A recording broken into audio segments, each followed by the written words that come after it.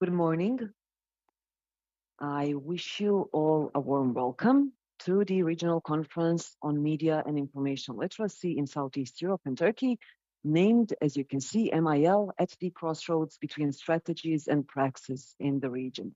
My name is Hanna Sokolovic. I will be moderating this conference for the following 2 days, and I would like to warmly thank you all for participating here, either live with us here today or through Zoom in the hybrid format we as well have.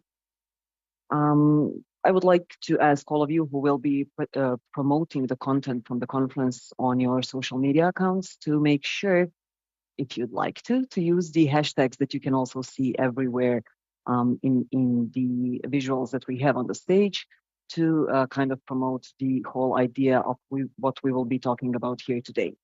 So one of the goals of the conference is to kind of get over the recent progress made in the implementation of the UNESCO and EU-funded project, Building Trust in Media in Southeast Europe and Turkey, its second phase, as well as to speak about other initiatives that promote media and information literacy in the region. As you can see, we have gathered different stakeholders here. We are looking forward to hearing different perspectives on this topic, and we will have several different sessions to include all of the different dimensions of this topic.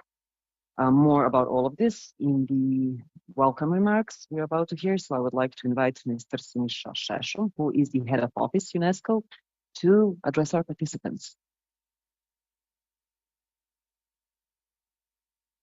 Yes, you can. Thank you.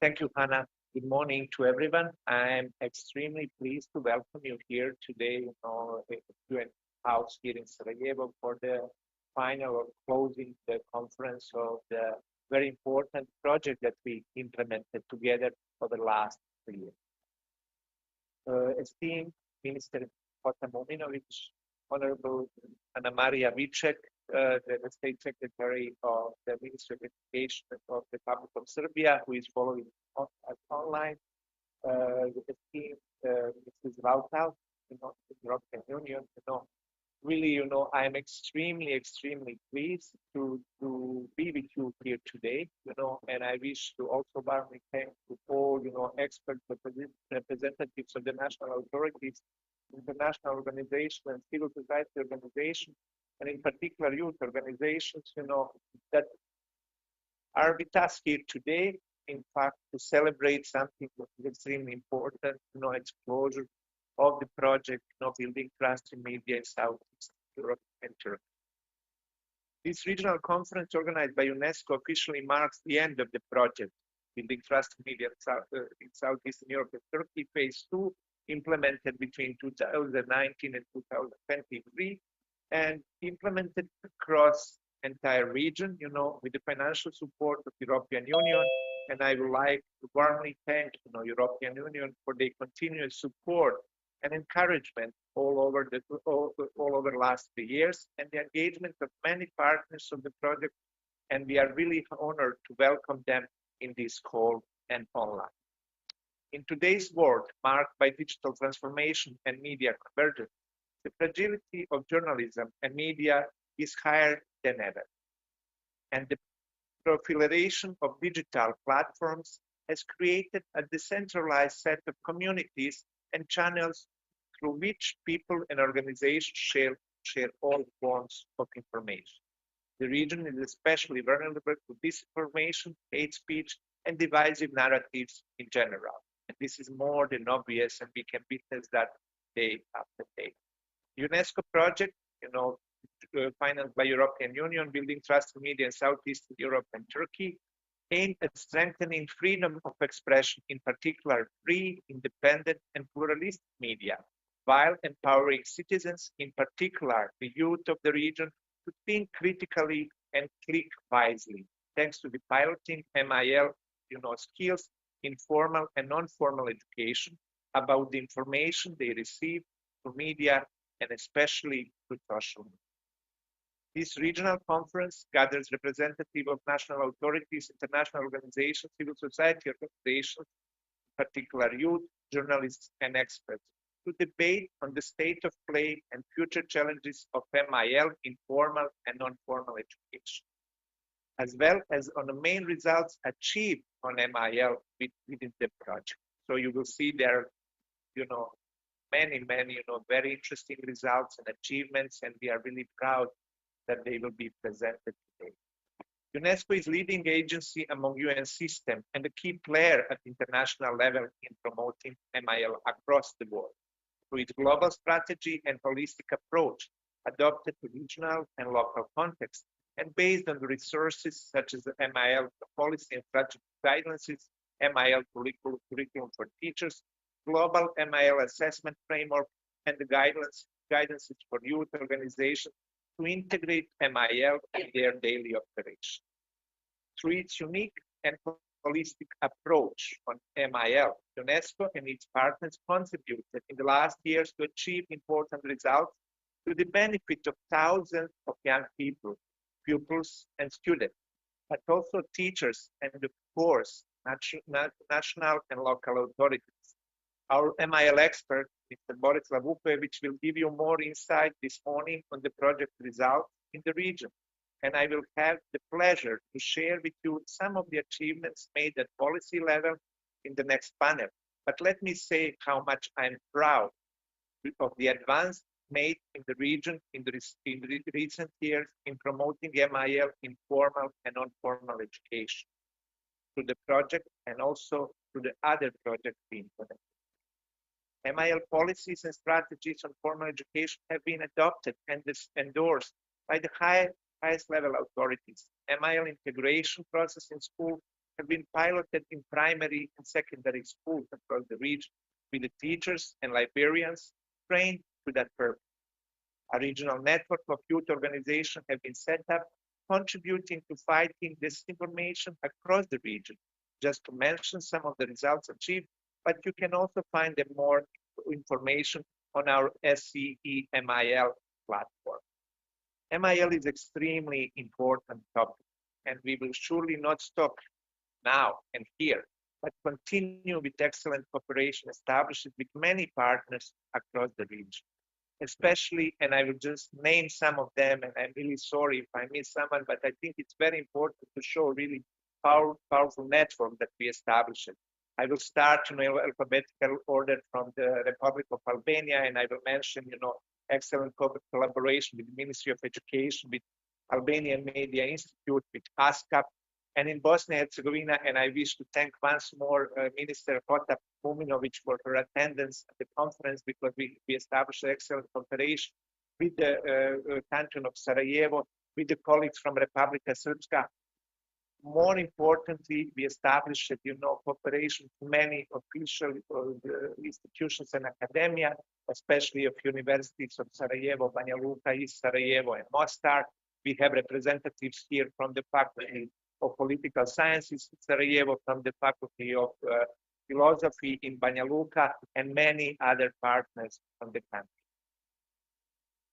Also, we wish to thank, I know that Mrs. Vicek is online, but thank, cooperation of the Republic of Serbia, because we have excellent, the connections made also with the Faculty of Political Sciences in Belgrade. And also we wish to thank colleagues from Montenegro for the cooperation. With COVID-19 and tensions that arise all over the world, people, and notably young people around the world, including in the region, are more than ever exposed to disinformation and misinformation. MIL is necessary in everyday life, especially during the turbulent times. Duty barriers, CSOs, as well as teachers and librarians are indispensable and key actors to foster critical information, media, and digital competencies in schools and in non-formal education.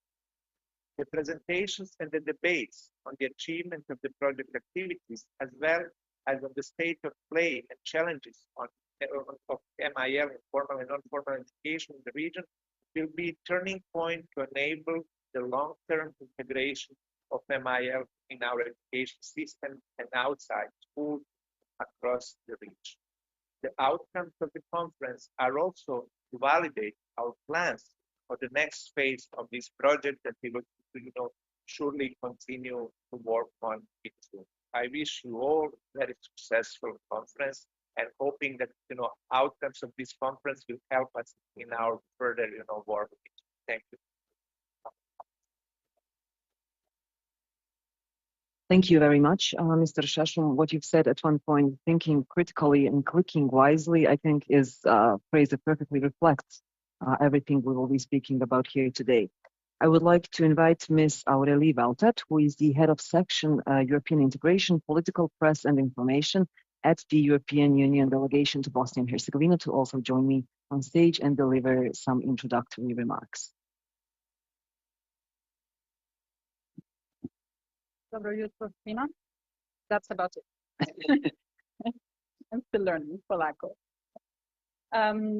Dear Minister Hota Mominovic, dear Mr. Sheshum, ministers who are present here, dear guests, ladies and gentlemen, I'm really pleased to address you today. I mean, Sinisha has already said a lot. I will not read through my own speech because, I mean, we know what the problems are, we know what the challenges are. You have picked up on the COVID pandemic. We can use the Russian aggression against Ukraine as another example of disinformation and misinformation that is really affecting, that has concrete consequences on our lives, that are not just theoretical, philosophical debates about where is the truth, but that has, a real life consequence. We know how young people, because youth is a particular focus of this project, we know how young people are particularly sensitive to the influence. I mean, I have a teen, she's 14, and I can see how being on social media, being on TikTok and Instagram really messes up with her brain. I mean, she picks up things that are completely untrue.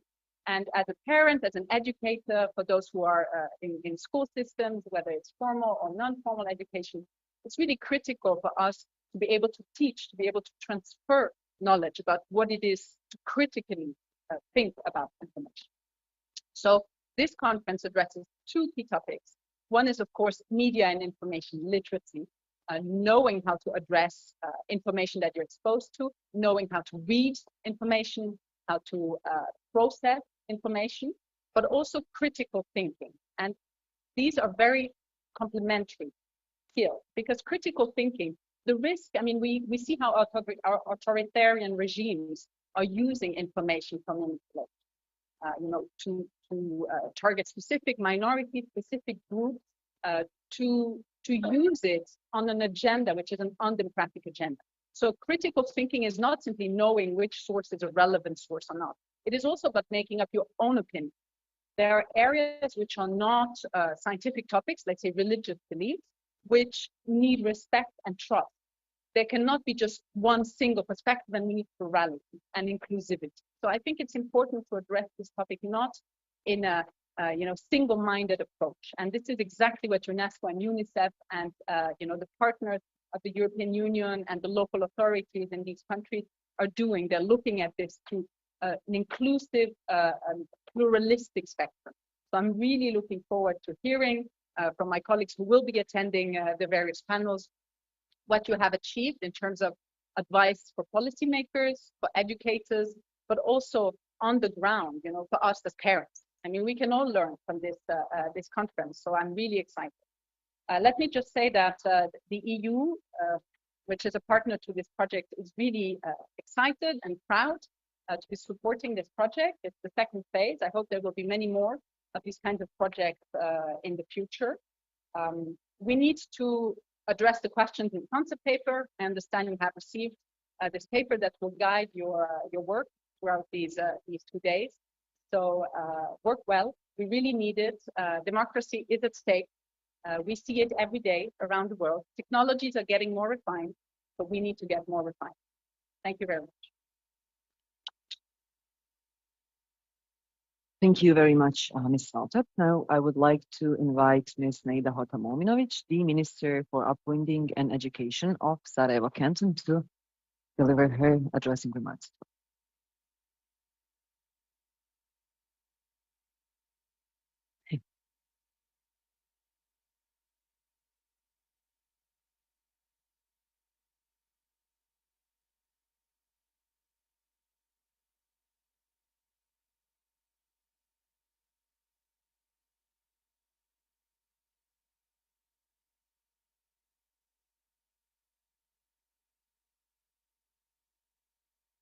great honor to be here today. This is the second conference which I attend this building and under the umbrella of UN agencies. And I'm very proud that Canton Sarajevo has had a chance to join this agenda of developing a broad regional strategy on how to tackle the issues of media information literacy. As a Minister for Education, especially for education of the pre-university level, which covers the scope of my work, I am very pleased that we have made great steps on this agenda, and we will talk about this later too. But for now, as a minister, as a teacher, professional, as a parent, it is very important to raise our awareness of all the basic values that connect us, and raise the awareness that we live in a very fast changing world, and what media previously used to be linked as a term, as press technically, is no longer the case. So media today covers a wide range of areas, spaces, instruments, places where people can gather information. What sort of information? This is our mission, this is our task, to disseminate between all the different kinds of information that is not real information. So to make a difference between all the, for now, 3, misinformation, malinformation, and disinformation, in terms of helping our students who will grow into adults very soon to make the difference and to make to target their very development into citizens who will be able to make a difference. In this keynote address, as a finishing off, a few days ago, I read that democracy is endangered mostly by the lack of patience. And having in mind that this world changes very fast, it is a prerequisite for us to develop patience in communication, be it real or in media. So I think this should be, as a thesis, recognized throughout our documents, strategies, action plans, agendas, and all other forms of documents that we will realize and put this into in our classes, in our lives, in our gadgets. Thank you very much. Thank you very much. You can stay here, or you can come back again, because we will go on right with the first panel. Mr. Sheshum, I also invite you to come back to the stage. So just to reflect a bit on what you've said, I think the thesis with patience is something that fits very well into the overall context, but we'll be discussing even the uncontrollable dynamics of information spread. It seems like patience is something that we are no longer nurturing at all. So I'm sure we will be discussing this as well. As I've said, we are moving on right away with our first panel discussion. And this is a high-level ministerial panel on the state of play of media and information literacy policies and strategies in Southeast Europe. We'll obviously be speaking about the current state, about challenges, ways of overcoming these challenges, but also sharing some examples of good practices. Besides the 2 panelists that I've already introduced, Ms. Anna Maria Vicek, who is the Secretary of State of the Ministry of Education of Republic of Serbia, will be joining us as well. So I would like you all to keep in mind that we will have some time for the questions from the audience at the end of the session. So please feel free to ask any questions relevant to the topic if you have some. I will begin with the question for you, Minister Hota Mominovic. So as you've said yourself, we know each other from an educational background, and it's kind of the question that is constantly open is whether formal education is the most important place for media and information literacy to be integrated into, given the exact fact that everything else is simply so overwhelming, so dynamic, that not all of the, as we've heard in the introductory remark, parents do have their responsibilities, families, communities do have their responsibilities, but how important is formal education in the whole story? Formal education is by definition a great opportunity to develop programs and to achieve whatever you wish. I believe that the very competence of decision makers and opinion makers to recognize such topics, first to recognize them, and then to implement them in formal educational system is a key to develop media information literacy as a skill of the 21st century.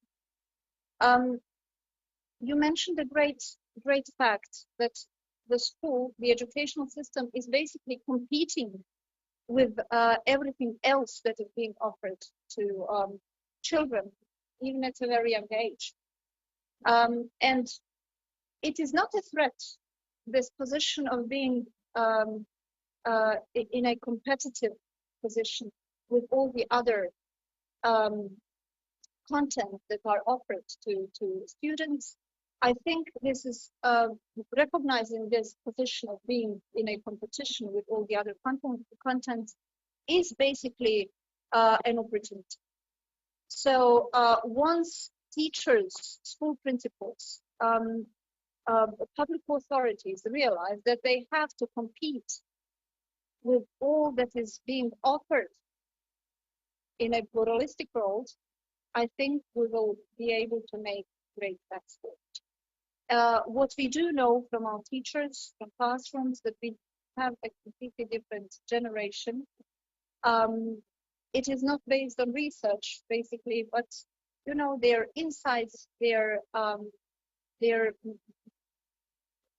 reviews of what is their role in the classroom is in a way a real proof that the world has changed. And I think our teachers, people who implement educational policies in classrooms, are very aware that they need to change. And having this in mind, I think we do, as an educational system, have a chance to formally develop all our strategies and actions to achieve the goals, in this case, goals. Thank you very much, Minister. Mr. Shesham, my question for you would be, knowing how much time, especially people of young age, but not only people of young age, spend using their mobile phones, their laptops, their tablets, whatever they use, and how much information they get exposed to daily, how valuable do you think media and information literacy is in this navigating of our ways through the online world? Thank you. The question is very excellent, and I have some relevant data because I have two teenagers at home which are really exposed to these things. And I will start with one thing, because there was a study that was committed by the Faculty of Political Sciences of University in Sarajevo just before pandemic about the time being spent by the pupils, by the students, the different media. And at that time, there was just before pandemic, there was average around 4 hours.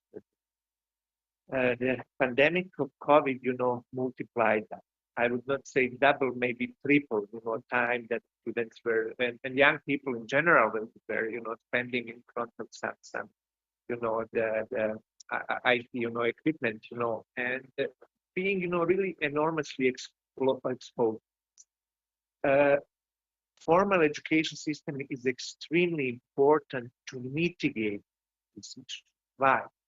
Talking about pluralistic world, but also taking into consideration, pluralistic character of Bosnia and Herzegovina. This is very important. I keep telling this, some of you may already heard me saying so that, the biggest problem is that, the cultural, diversity of this country, cultural, religious or ethnical the diversity of this country is being seen as anomaly of the society, not as extremely important value. And this is where the MIL is extremely important, really, to attract youngsters to think differently,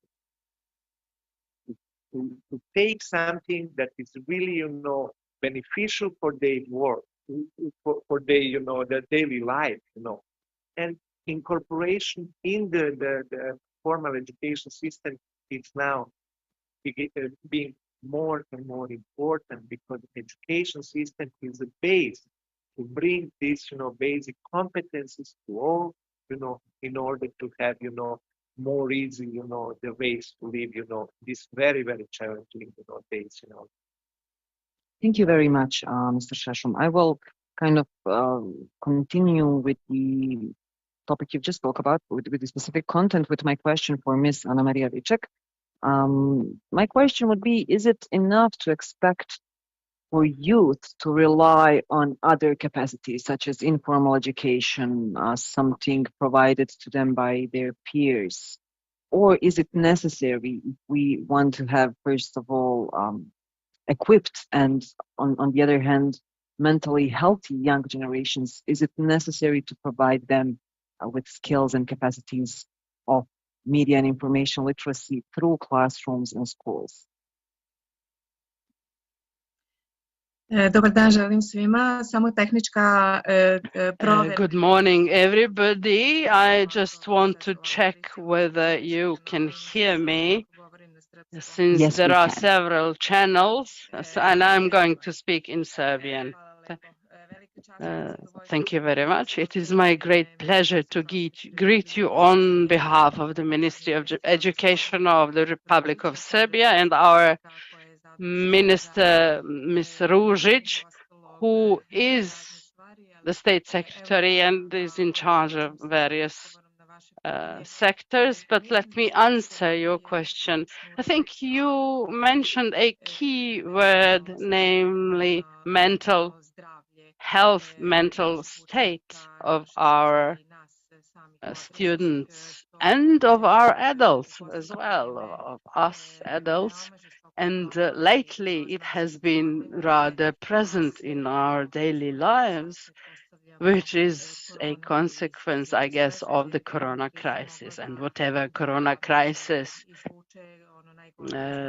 brought, all those negative things that the corona pandemic brought are reflected on the situation with regard to mental health. And I think that everything that reaches us online influences us, and there is a lot of content that gives advice or suggestions as to how to overcome this type of problems. But I think the key problem is the fact that everything that is not part of the formal education, namely everything that is part of the informal education that reaches our young generations, cannot be controlled by the education system itself. So whatever becomes part of the education system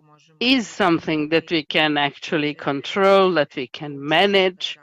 And I think this is the key element when we talk about the media and information literacy and it becoming a part of the education system. And lately, we have experienced a lot of things, all of us together, and I think that the situation of crisis that the world and our region are now in tells us that we have to learn from one another, and I believe that this conference will also offer conclusions that will be beneficial to all of us and that will tell us how to incorporate the MIL in even better in the education system. Thank you very much, Ms. Jucek. Yes, we do hope that all of us together will be able to, with all the inputs we hear, come to these conclusions on what to do next and what to do perhaps more intensively. Back to you, Mr. Hota Mominovic. You've already kind of announced it in your introductory remarks that we'll be hearing about what has been done in the Sarajevo canton so far.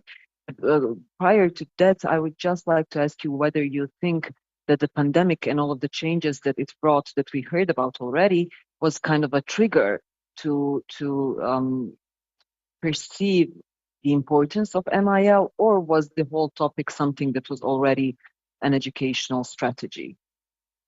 It was not, but the world has started to change even before the pandemic. It was a rapid change, and we saw it. Politically elected leaders who really changed the paradigm of who were political leaders previously. So we have seen the change in before, and this change in before the pandemic was a call to revise all our strategies when it comes to the media and information area at all. I believe that the pandemic really broadened the effects, and all the questions that citizens ask all around the world, questioning even medical research, questioning what to do in certain situations. I think it really did made it's made an impetus to all the efforts on how to deal with coping with such a great number of information. And as Mr. Sheshem announced, pointing at the research from the political science faculty, students do spend a lot of time in front of their devices, and this is now our reality. The question is, how can we reshape this time? What can we introduce to distract them from using such a long time, such a long period of their everyday routine? This won't really mean to isolate them, because they have to make their space, they have to take their pace in development with what their generation doing. But the issues with mental health mentioned too is very important. So having the right answers, what is reality now?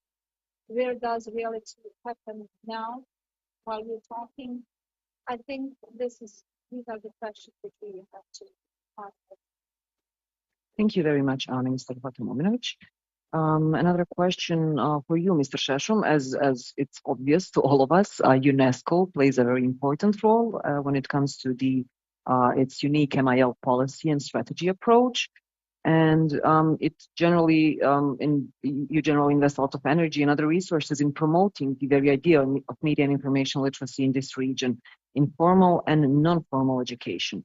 Now, what are your views on all of the efforts that have already been made to promote these MIL policies, but also what is it that you expect to be achieved with all of this work that you're doing in the region? We will hear today more, what has been achieved, and I may say that we are extremely satisfied with the achievements. Normally, we discover many things. I would not say that we are having a lot of challenges across, but we should not forget the project started before pandemic. Pandemic period changed the world tremendously, including MIL approach. What is in fact proven that MIL is really needed more than ever before, because of the as also Minister Hota Mominovic rightly said, it's amount of time being spent in front of the devices, but also the children and youth being exposed to the enormous amount of information which are available. So we need to see how to continue. We piloted many things in Albania, in Bosnia and Herzegovina, in Serbia, in Montenegro. And what is really the common for all countries that I mentioned? That there is a great demand from both youth and the teachers, policymakers, to continue with these efforts. Pilot exercises that we implemented, in majority of these countries, are really, they are bringing us to the point where the students asking for more. We had also an important project here in Bosnia and Herzegovina, which was related mainly to education, but we introduced MIL component to it, And the number of the teachers that were trained, there was around, more than 2,500 teachers trained. You should see their comments. They were so happy to see that they can use this MIL approach to attract the students to other things, which is very important. So we are not talking about pure textbooks being, available online, but how to make the classes more interactive and more, attractive for the students themselves.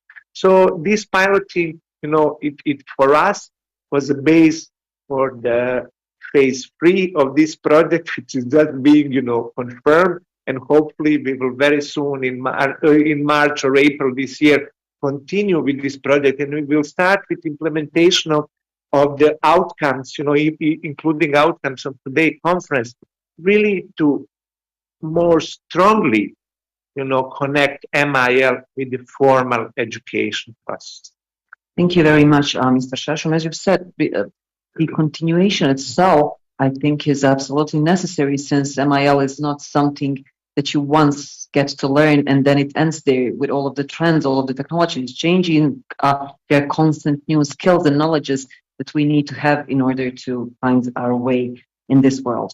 My question for Ms. Vicek would be, it would be good to hear what is the level of the engagement of Serbian government when it comes to promoting integration of MIL into formal education in your country. Nastavljanje onoga što je započeto je svakako ključno i drago mi je da ste vi to istakli. Jednostavno bi moglo da se kaže, ako samo nastavimo to što smo započeli, bit ćemo na dobrom putu. Naime, uz podršku UNESCO i raznih partnera i u Republici Srbiji je dosta toga pokrenuto i uređeno. So we have started a lot, so let's just not forget back in 2011 that UNESCO actually drafted and made a manual that was dedicated to development of media literacy, and that very manual served as a basis to develop a very, very detailed manual within the project. It was not within the Ministry of Education, but we did actually take part within that project, and that project actually was led by the Ministry of Culture and Information, and that project also contained one segment related to education, and another, this manual actually was made for all levels of education, from preschool all the way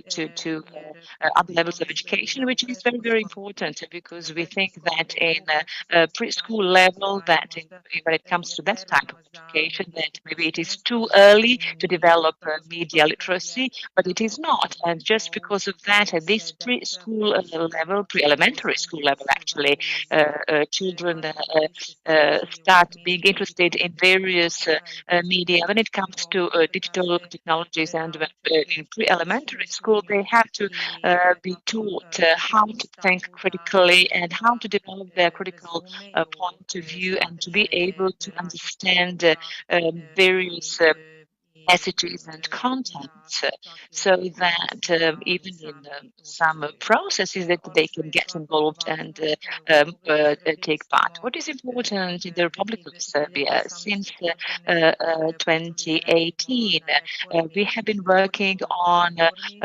curricular reform, so that meant to come up with new curriculum for all the subjects, for all levels, be it in elementary schools and secondary schools, taking into account that within this reform process, that the main goal was that these curriculum be actually developed purposefully. Actually, they just do not contain as to what students should be taught, but actually they contain outcomes as to which skills and knowledge students should possess upon completing a certain educational cycles. And therefore, I think that this is a key thing, and therefore we have been intensively working on it in the last couple of years to develop these inter-subject competencies, so that in Serbia, we haven't actually introduced a new subject as a mandatory subject dedicated to media and information literacy, but what we have done, actually, we have introduced the development of knowledge to develop competencies, and actually this is what we have introduced into every single subject, so that teachers can tackle with this issue dealing with the media and information literacy. So additionally, what has been done is the following, that, in essence, every single law or bylaw and even some educational strategies or strategies related to development of education up to 2030, and this strategy was adopted last year in June. And this very strategy I'm talking about actually contains this part about media and information literacy, and actually there is this segment related to rights and interests of youth and how to protect them from harmful contents, and that relates to public communication, and this is something that is really, really very important.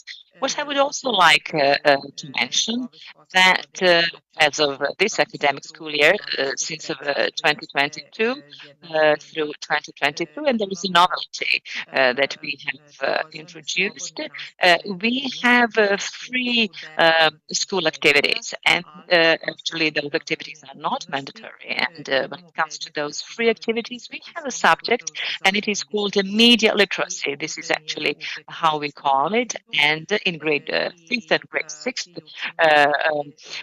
this is when students actually can do this, and it is actually to incite to develop media literacy amongst students, and to strengthen the capability of understanding and how to create media content, so that students actually could be helped for their cognitive, emotional, and social development in a modern, media-centric, to put it that way, world. And what is also important, and I think that I should highlight here, is election subject, elective subject, which is very, very important. So this is possible to do in secondary schools, in primary schools. This is really, really very important, and it is not actually a part of, and that elective subject doesn't fall into the categories of mandatory subjects. So I think that every single student should think in that way, or actually, I want to say that between Bosnia and Herzegovina and Serbia, there is no language barrier. So any document, any material that has been produced, if it can be used for development of media information literacy, that very document can be used in both countries. When it comes to this manual that has been made in the Republic Serbia. As far as I have been informed, it is right now being translated into English, and I think it is important that we can learn from each other, and any knowledge that can be shared is very, very significant. Thank you very much, Ms. Vichak, for sharing a very detailed overview of the initiatives and activities currently being in implementation in Serbia. And you've also mentioned how important it is basically to be able to deliver a value of knowledge and skills with these subjects instead of being able to deliver only information, which will then need to be reproduced by students. And that would kind of pick up with the next question I have for you, Mr. Hotam Mominovic. What would you say are, given the experience you have with the Media and Information Literacy project and your work as a minister, what would you say are some lessons that are important to be shared as well? I believe that it is very important to recognize all the resources which we already have in the system. The resources are, first of all, primarily the teachers and all workers in education, educational professionals, but also materials that are being used for teaching the very important skill of MIL, as well as premises or the whole style of architectural solutions in schools. So I believe that we are at the very beginning of this very long path of integrating the MIL skills in our education system. As Canton Sarajevo government, we have adopted a strategy last year in April.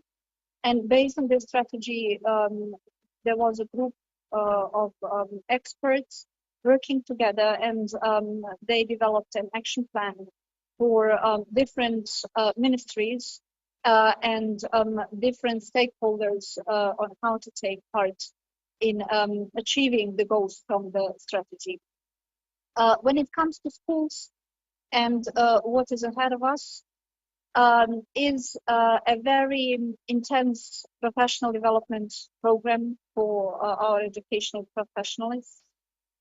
It is the training programs for teachers in classrooms who will be strengthened and further encouraged to implement the skills, the teaching strategies in all subjects on how to develop a certain awareness of MIL as knowledge and skill. We believe that teachers, all teachers and all educational workers are very invited to take this as a mission and to implement it cross-curricular approach in our education system. So we had this dilemma: is it going to be a special subject, school subject, or is it going to be integrated in all other subjects, school subjects? And we decided for this second model. Although the model implemented in Serbia is also very interesting, especially as an elective subject for high school students, for example, those who will be pursuing a career in media, in arts, in humanities, etc. But as a general skill, we have taken this approach of integrating the MIL in all school subjects. We need now to develop, and I hope we will get support, we will keep getting support from the UNESCO and UN agencies, UNICEF too, to mention as a part which we have been through a very important subject of mitigating the COVID-19 effects in education. I believe that we will be able to develop handbooks, guidebooks, teachers' books, especially designed for teachers, targeting all the different ways, tips and tricks how to deal with MIL in everyday classroom. This will make our classes definitely more attractive. It will definitely contribute to the competitiveness, which I've mentioned at the beginning. It will make schools places where which students recognize as the places of their growth. And by doing this, I think we will make the first step, and this is recover the trust in formal education after the COVID-19 pandemic and the online versions and models which we had to take up in the course of event.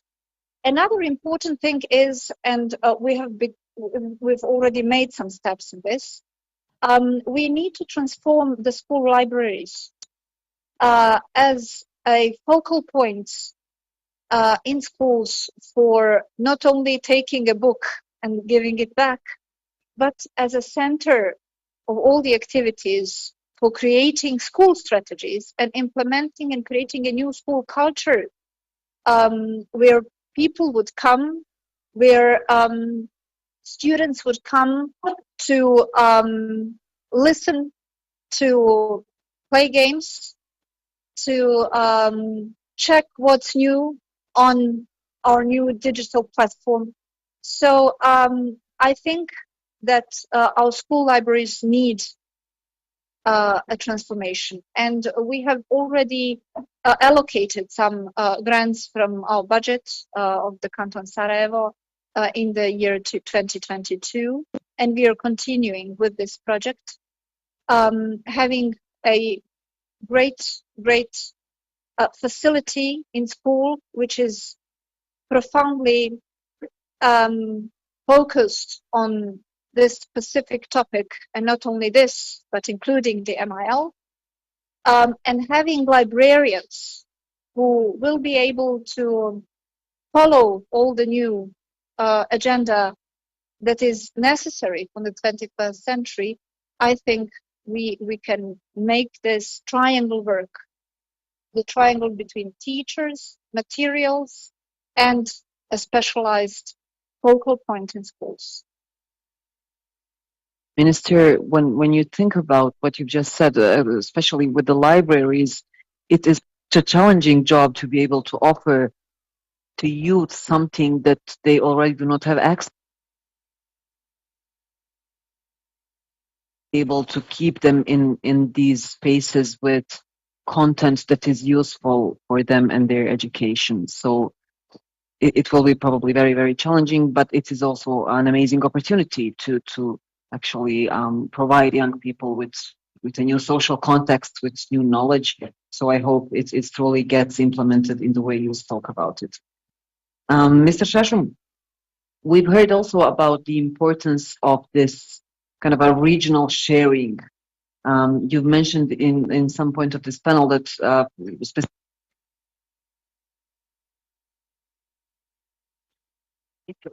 being perceived that the everything of this country is not a good thing. And when you put the region in this context and all of the other wealth that comes in context of ethnicity and religion and other socio-demographic characteristics of people in the region, how valuable is the fact that you are working with the region, that you have so many different inputs of different experiences of teachers, of participants, of young people who are here as well. How valuable do you think this regional context is? It is extremely important, and more importantly, because there are a lot of commonalities across the region. Because we should not forget that, not a long time ago, that at least, a big part of the beneficiaries were part of the one, the education system. So their challenges are very similar, and what is very important, especially for us from UNESCO, that experience are being shared among the different countries. And we hear today also the offer from Serbia. We also got the message from Minister Hota Muminovic. So there are many things that can be shared. And why not? Because there are no, the language barriers in certain, cases.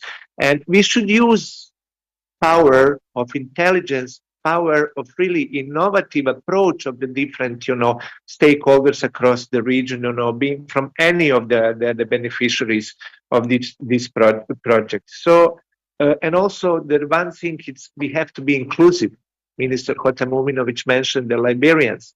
We have to see whether that, approach could be also used in other countries, because it's very pity and unfortunate that in many cases, sorry for being blunt, that the Liberians are being seen as, storage manipulators to bring, you something that you need, not to be used as a, extreme important source of information, or contact point, for the schools.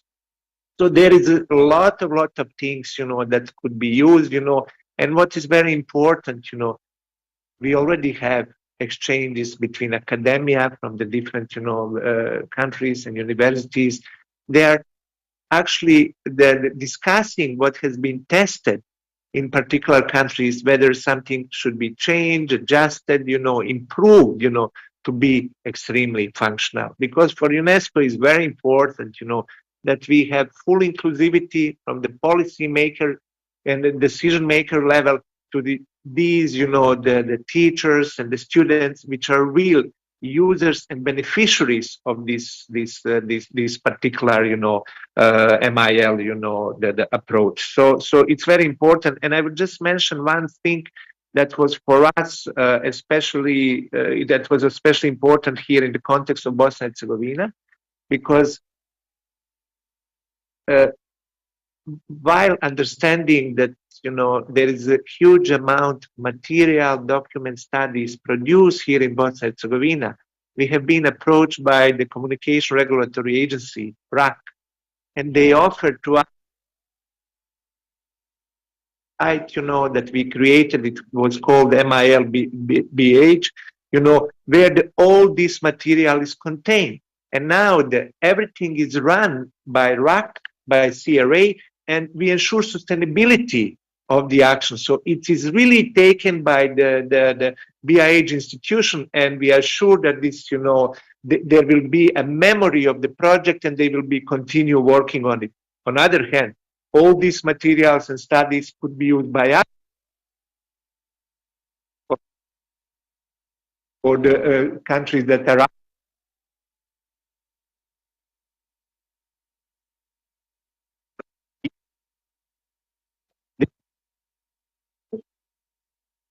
that has been developed the last years. Mr. Shashum, that is such a beautiful, encouraging idea that Bosnia and Herzegovina can contribute in different ways to countries that are in perhaps other areas more developed than this one, but also to know that institutions is institutions. My question for you, Ms. Vicek, would be, when we speak about media and information literacy, one of the skills that is necessary in this package is this critical thinking that we've mentioned a couple of times already.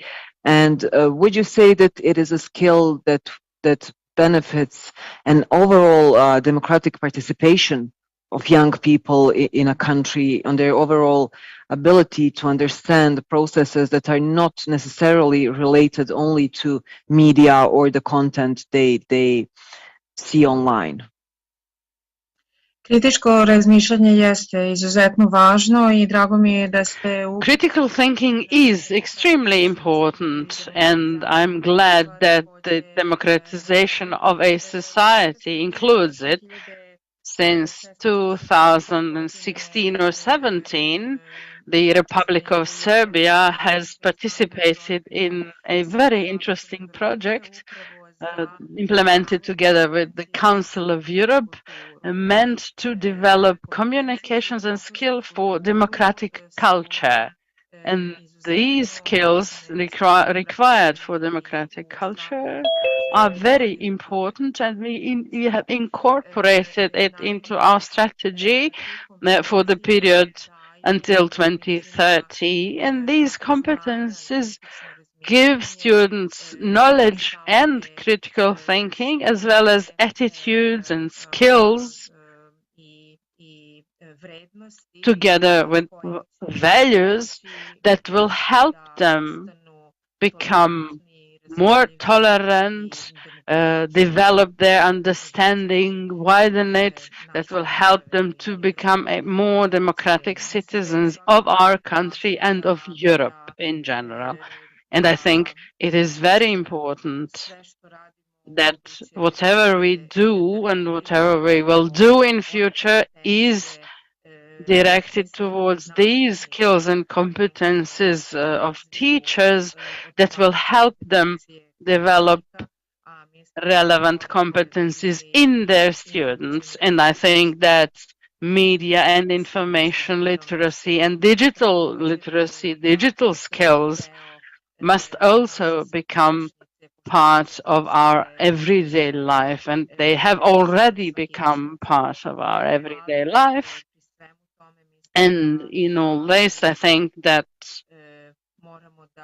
we must certainly understand that the world around us is changing, and it has already been mentioned earlier this morning that the press used to be the representative of the media, while today we have the internet and different outlets online are regarded as media as well. I would like to mention a very interesting phenomenon, namely the Wikipedia has been known in academic circles as something that is not academically reliable as a source of information, and that academically it is not good to use Wikipedia as a source of information. However, Wikipedia and all other online platforms, due to the number of people who have access to them and due to the number of people who can contribute to their quality and the quality of their content, they are slowly becoming relevant sources of information, Wikipedia and other platforms. And in the near future, it will, I think, it will be a relevant source of information in many fields, because there are vast numbers of people who edit its content, and it is open to corrections, to additions, so that it uses the technology, the approach, the fact-finding approach in order to find the information, true information, which is something that we are actually discussing today. And I believe that teachers have a huge challenge ahead of themselves, because in addition to all other skills and competencies that they must have, and that used to be enough before in their respective subjects, I think that today and in the future world, due to the availability of a huge amount of content and information, our teachers will have to learn how to teach students to use smart devices meaningfully, purposefully, and this will lead to better competencies in terms of MIL as well, which will in turn bring us to a more democratic society. Thank you very much for your answer, Ms. Cvitak. Since we have, I think, around 6 to 7 to 8 more minutes, I would now like to ask whether there are any questions from our audience. And I'm significantly looking at the young people present here today, because I expect you to have like 1 million questions, or at least one would also be fine. Yes. Wait, we will give you a microphone. Please just wait for the microphone to arrive in the left side. Yes. Thank you.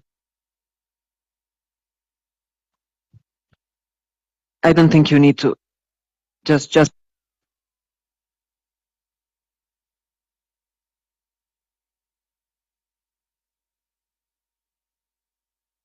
Ms. Jančeva. I'm aspiring journalist and also youth worker at a Roma-led organization in Albania. First of all, I would like to thank you for the amazing opening remarks and also for the very thoughtful answers that you gave and shared to us. Indeed, MIL is a pivotal topic nowadays, especially when the internet is taking over the world and especially shaping the mindset perceptions of the young generation. And I think that the work should start with a very young generation from elementary school, because as we already know and we are aware, the media, and I'm not referring only to pieces of information from aspiring journalists, but the media in general, like TV show and TV programs, are shaping the mindset of of the and especially of the youth and the children. And my question is whether MI or the institution, the Ministry of Education, is developing any, let's say, leaflet brochures or guidelines for parents, because they are in the entire ecosystem of contributing to the education generation. And as far as I know, this community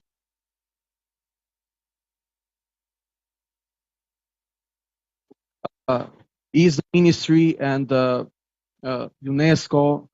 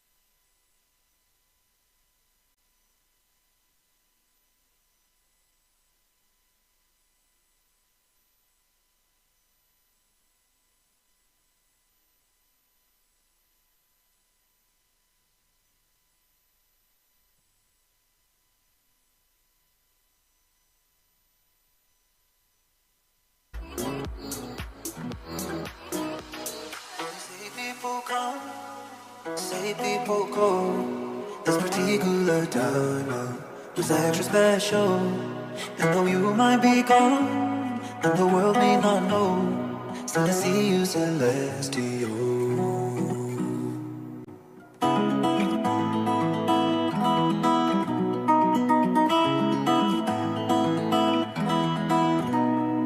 Like a lion you ran, a goddess you rode, like an eagle you circle, in perfect purple.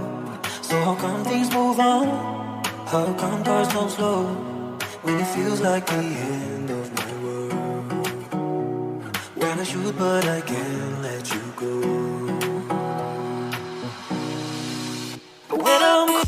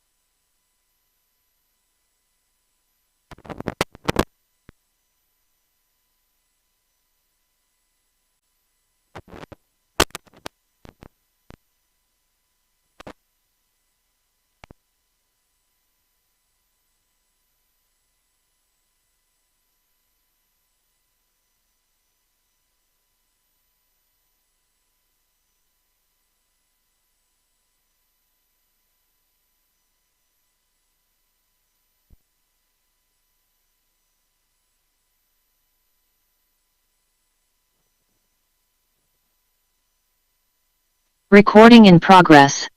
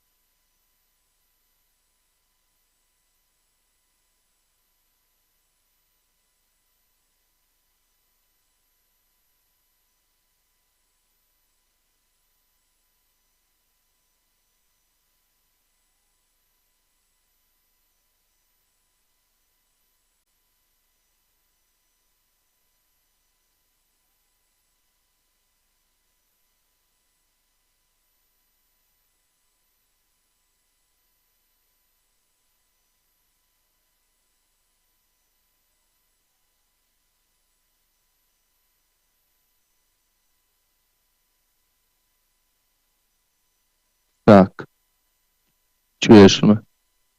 Ok. Sala, ok.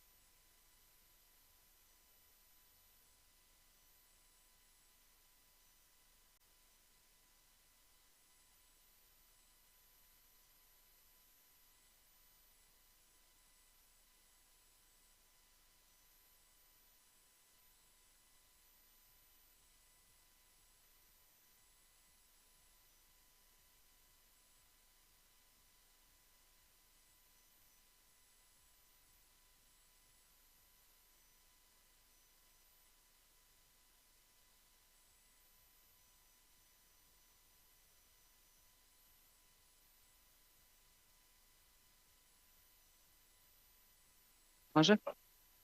May I ask you all to please take your seats? We will continue.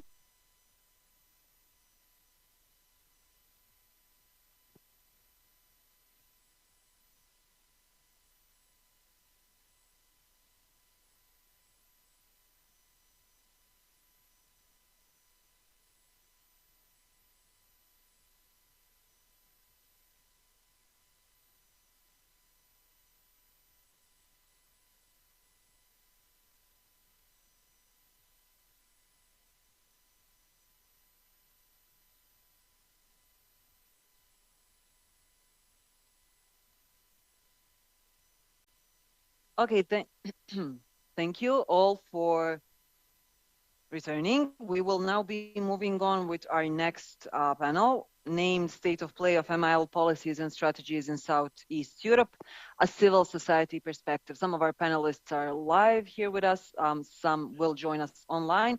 So I would like to invite all of those who are physically present to join me on stage, beginning with Mr. Remzi Lani, who is the Executive Director of the Albanian Media Institute. We also have Ms. Ana Milojevic, who is an Assistant Professor at the Faculty of Political Science at the University of Belgrade. We will have Ms. Olivera Nikolic, who is the Director of Montenegro Media Institute. And we will have Dr. Emir Vajzovic, who is an Associate Professor, Head of Institute for Social Science Research at the Faculty of Political Sciences at the University of Sarajevo, as well as Dr. Ivana Zečević, who is the Professor at the Faculty of Philosophy at the University of Banja Luka. I would like to thank all of our panelists for joining us, and we are most certainly looking forward to hear a different perspective on the topic that we've already been speaking about. So I will begin with a question for you, Mr. Lani, and to try and put things into a bit broader perspective. Why would you say it is relevant to speak about media and information literacy, to work on media and information literacy in the Balkans, and why is it relevant at this very moment? Oh, thank you. Is it working? Yes. Thank you for inviting me to share a few thoughts.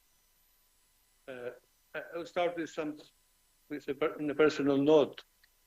I think it was around 2009 when I got, one night very late, I got a call from our Minister of European Integration of that time. She actually sits now in RCC as a chair, and Albania was filling the questionnaire, the EU questionnaire on application. And she said, there are two questions that nobody knows anything. Can you clarify, because there's the word media there. And it were two questions on media literacy. And in Albania at that time, almost 15 years ago, nobody knew and nobody talked about media literacy. We did few things earlier, and I remember that it was the director of SDC in Bern, Walter Fust, who in my office mentioned the term Infonautica, and I said, what's Infonautica? He says, you know, we have aeronautica and we have hydronautica, how to swim in water and how to fly. But we need to know now what's how to swim and navigate in information. Internet says, Internet came, and Eric Schmidt, the founder of Google, used to say that Internet is the first thing that humanity has created, has built that humanity does not understand. So we are drawn in confusion. Now, it's clear for everyone that we don't live with media, but we live in media. And we shifted from a vertical media system, where the key word was transmission, transmit, to a horizontal media system where the key word is share. Paolo Mancini, the Italian professor of media systems, says that we see now a deinstitutionalization of media and communication system. No hierarchy and even no rules. So we live in a kind of different world, and I used to two books which are very famous in order to clarify the world I believe we live. We are obsessed with the Big Brother of Orwell, with 1984 of Orwell.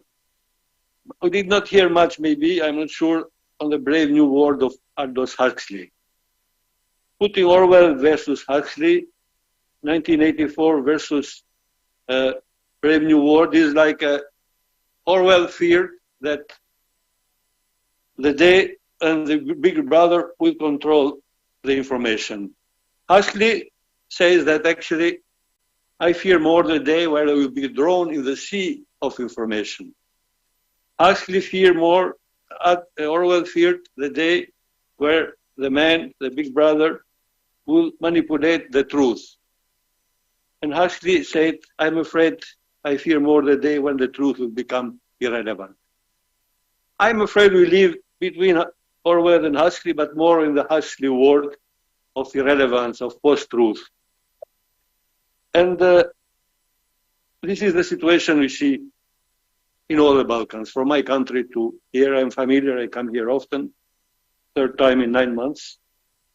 We used to use very much the term hate speech, and we still use it because we see the spread of hate speech in the internet. The term media war came from this city to the academic books.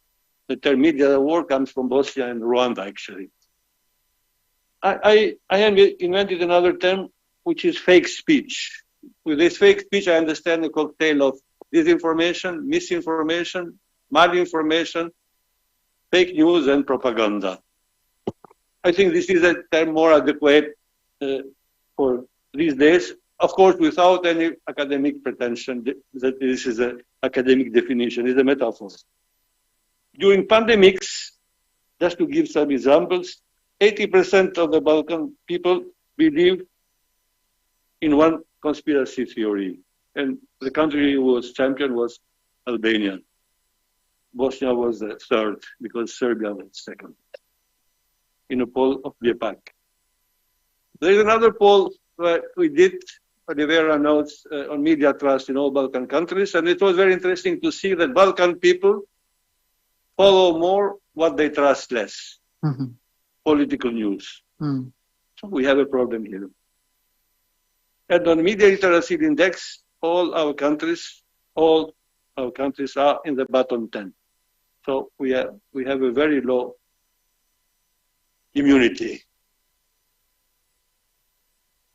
So this argument, what I say is that are enough, I believe, to understand that we have a very low level of media and information literacy, which means a very low level of immunity.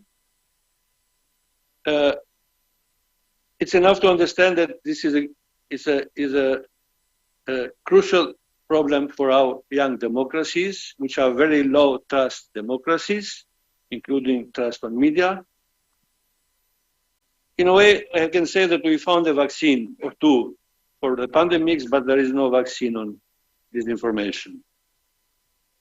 It's not only the Balkan phenomenon. Balkan is called the land of conspiracies. Just to read the book, The King of Fools and the Book of Kings and Fools of Danilo Kish, which explains very much our conspiracy mindset.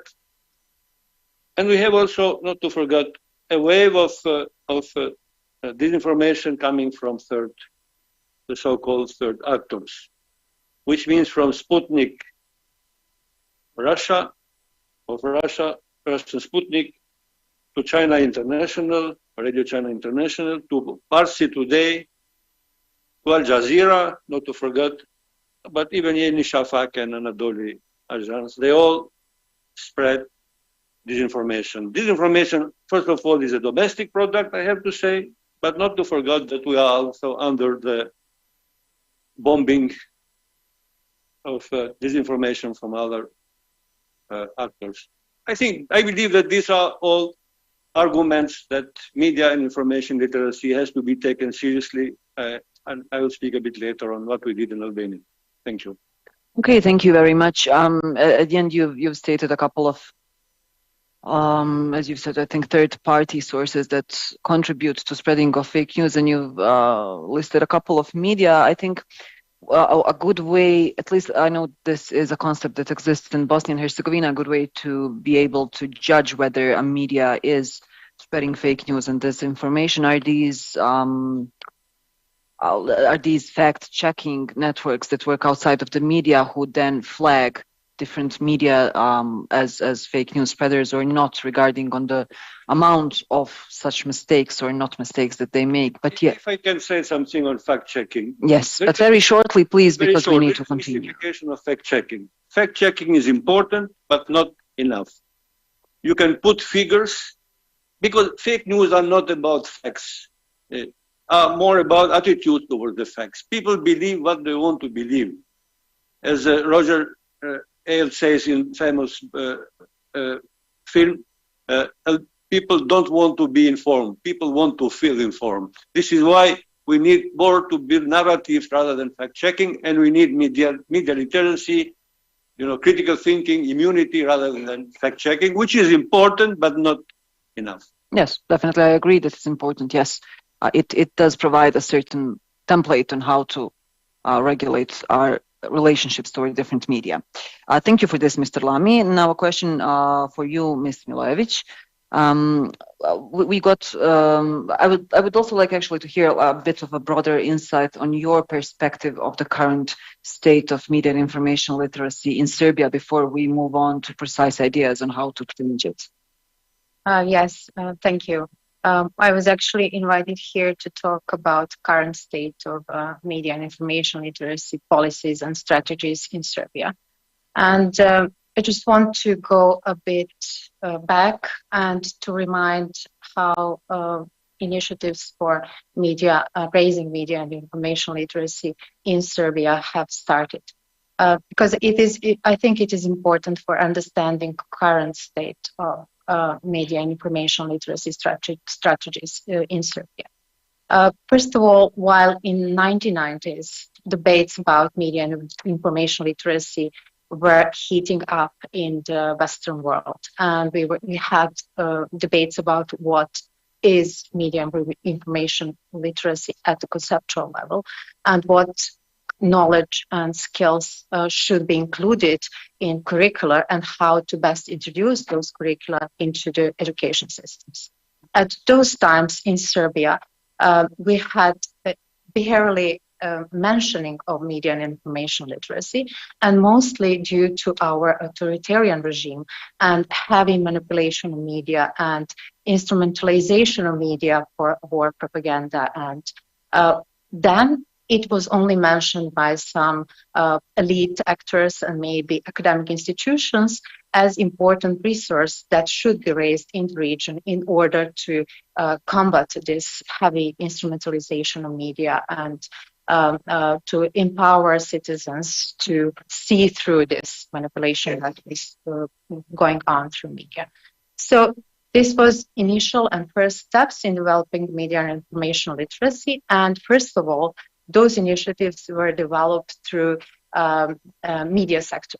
So first initiatives were developed actually by associations, journalistic associations, media associations, independent journalistic associations.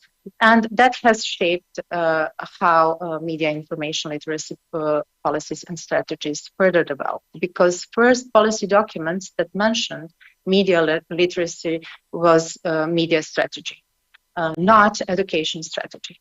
And education strategy came later on. And mostly education strategies in Serbia revolved around fostering digital competencies. And they don't explicitly mention media literacy at all. First, education strategy until 2020 doesn't explicitly mention media literacy, but does include a lot of competencies and skills that are considered as media and information literacies as such. So digital literacy, information and communication technology use, and empowering stakeholders and in the education system to raise their digital capacities and other important capacities for using information and communication technologies in education. However, both strategies and how they reflected into the education system, I think it is important to have it as a concept and to have integrating these two approaches, media literacy and digital competencies, into integrated media and information literacy approach, because now as it is scattered across different institutions and also across different competencies that we consider are important for our teachers young. And also, I would say we should now starting to keep track of our elder population. Because if it remains scattered across different ministries and also scattered across curricular, then we have trouble evaluating our progress. And we have to look into different sites to monitor how we are progressing towards our goals, which are now very well set in our policies and our strategies. So that would be my main argument here, to trying to integrate different approaches and different strategies so we can keep better track of our initiatives and how we are developing media and information literacy in the region. Because as previous speaker said, despite all of our efforts, we are still lagging far behind the Western world, and all our countries in the region are, I would say, yes, being the last in some media literacy indexes. And also we can see in our environment that there is always some new trends that are heating up. And that is probably my second point.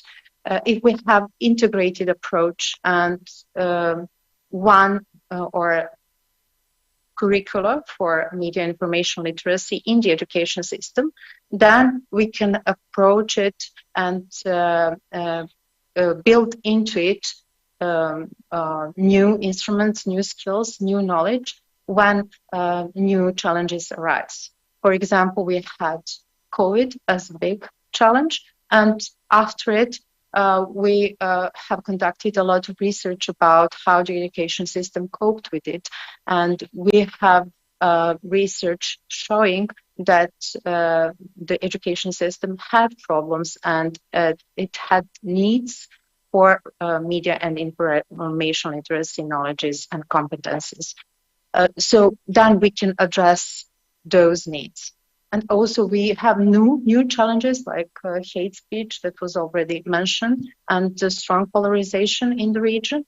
And if we have this integrated approach, we can then add new instruments into the basic or fundamental level to tackle these challenges that arise.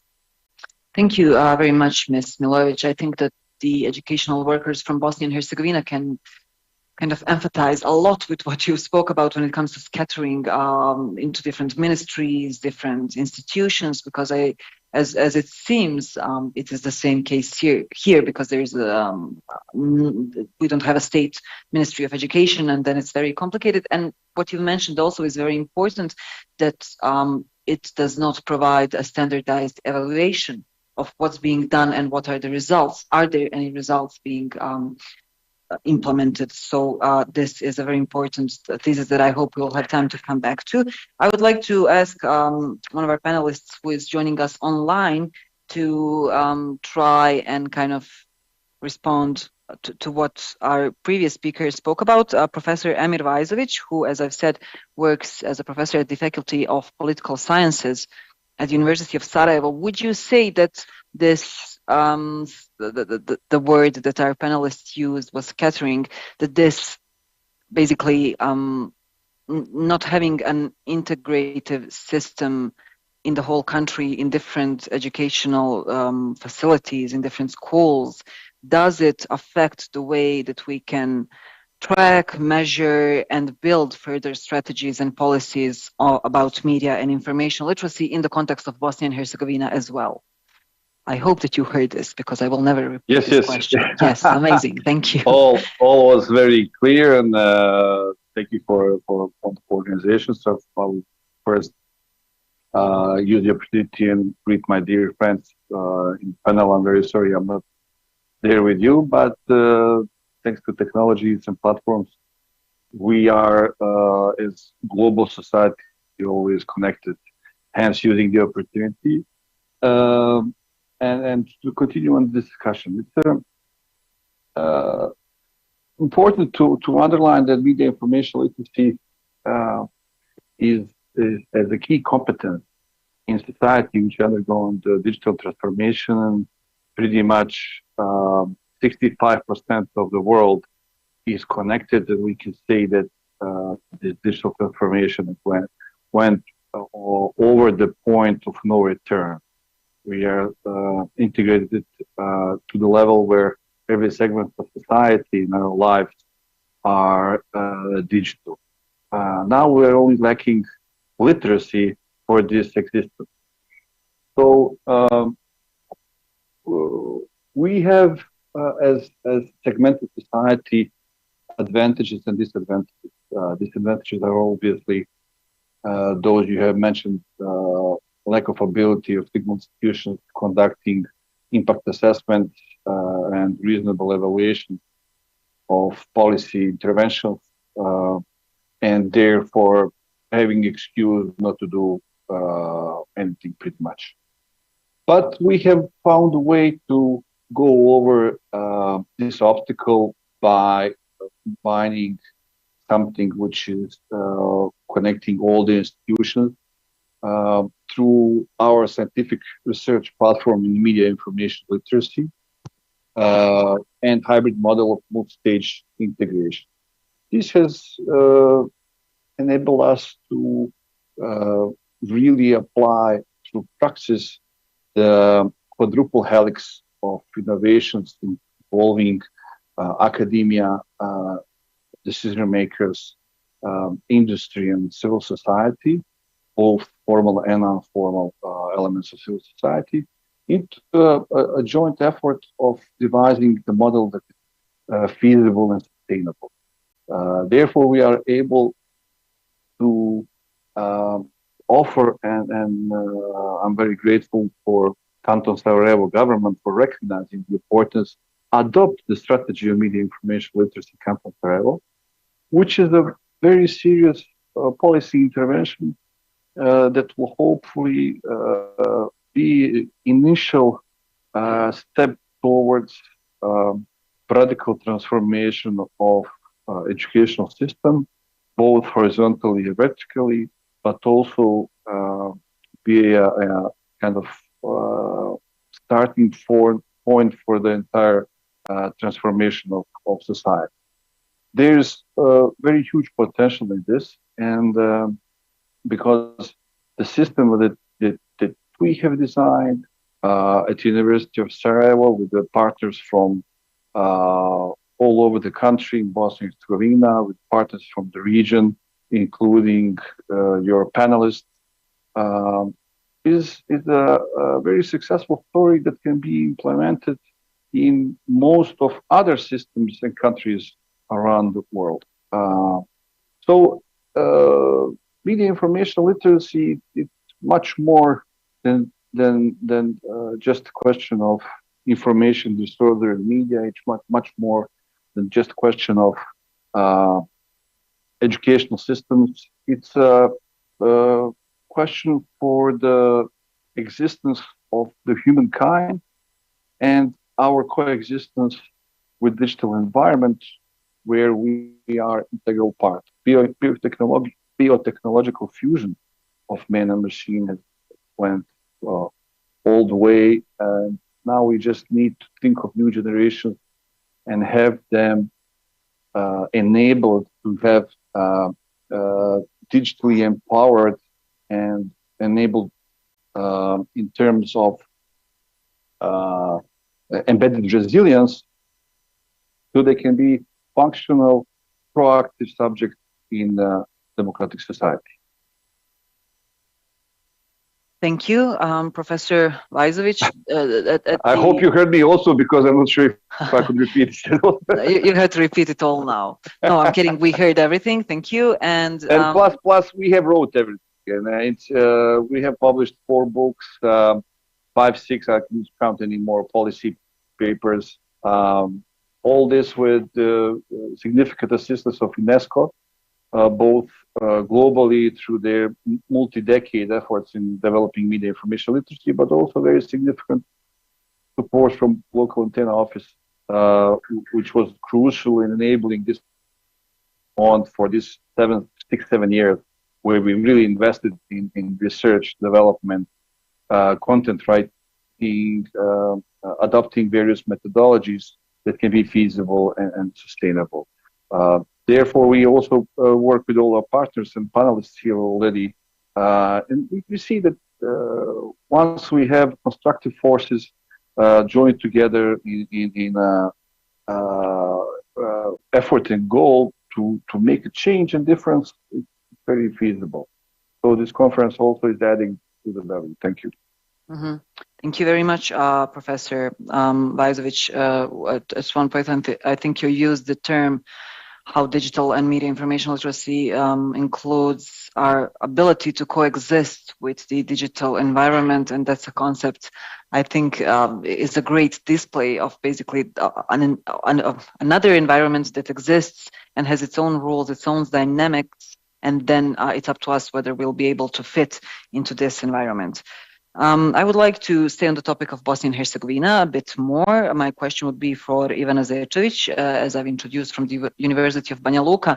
Would you say that we can, at any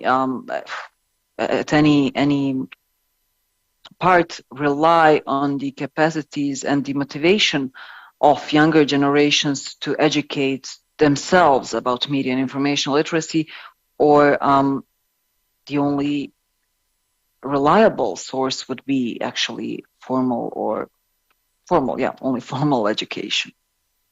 Would you say the current state in Bosnia and Herzegovina shows us how important formal education in this sense is, or are we learning that even without formal education, young people get a chance to know about skills from media and information literacy? Okay, ja ću govoriti na srpskom jeziku. Mi u Bosni I Hercegovini generalno imamo problem. We in BIH, yes, we do have a problem when it comes to development of media and information literacy, when it comes to formal educational systems. So when we talk about formal educational system, people start with mentioning elementary school, but formal educational system, if it is not mandatory, okay, so we have to integrate pre-elementary education.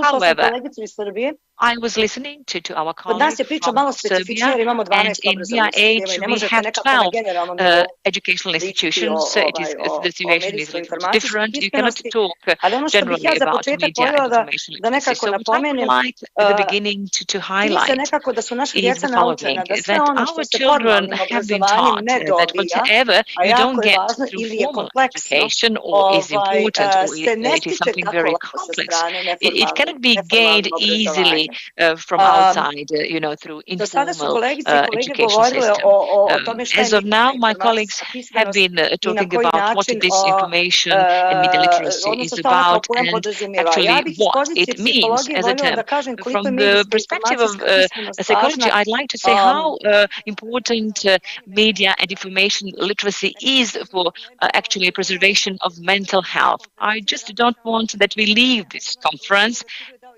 And actually, introduction was given by our colleague from Albania, because we all actually seek information. It is a very complex narrative. So why do I want to make some connections with the actually how to protect our mental health? So every morning we get up, and our children actually wake up, and we are overwhelmed with a plethora of information. When you open your smartphone, and you actually get thousands and thousands of pieces of information, not to mention social networks. Therefore, I mentioned the significance of pre-elementary school education. So from actually childhood up to 6 years, and actually when it comes to influences that we get, we receive them until the age of 6, but we have to resist actually. So the less media literate we are, the less prone we are to receive harmful information. We are prone to absorbing fake information, and then we get psychologically overwhelmed and get burdened with it. And then if you add to it critical thinking, so media and information literacy, they cannot exist without it. So through educational systems, you can teach children as to how to think, how to develop critical thinking. It is very important, but there is no critical thinker when he or she actually is overwhelmed with some topic, and then when some negative emotions get triggered through it. And well, it's been now 3 years. So we went through a pandemic, and we were isolated, and under quotations, we were attacked by a plethora of information, and well, that caused fear and anxiety. One is biologically caused feeling, and the other one actually is dysfunctional one, emotionally dysfunctional one. And in that huge sea of information, so majority of us, we are not medically competent to know what is actually served on the table. So our mental health was significantly impacted. So to develop media and information literacy, it doesn't mean only to teach children to make difference between what is important and what is not important. Of course, it influences the development of democratic society, but on the other hand, it protects us. Media information literacy can protect us. Our physical health develops immunity, but our mental health also develops immunity. And so we somehow keep neglecting mental health. But media and information literacy, it is just one of those tools actually to develop our mental immune health. Thank you very much, Professor Zečević. If there are any problems with the translation, let me just wrap it up. Media and information literacy contributes to building up the resilience on the level of mental health of all generations, not only young people, and how this is an important dimension to consider as well. I would like to ask our next speaker, Ms. Olivera Nikolić, who is joining us through Zoom, to, for the beginning, give us an insight on what is the current state of media and information literacy in Montenegro from a civil society perspective.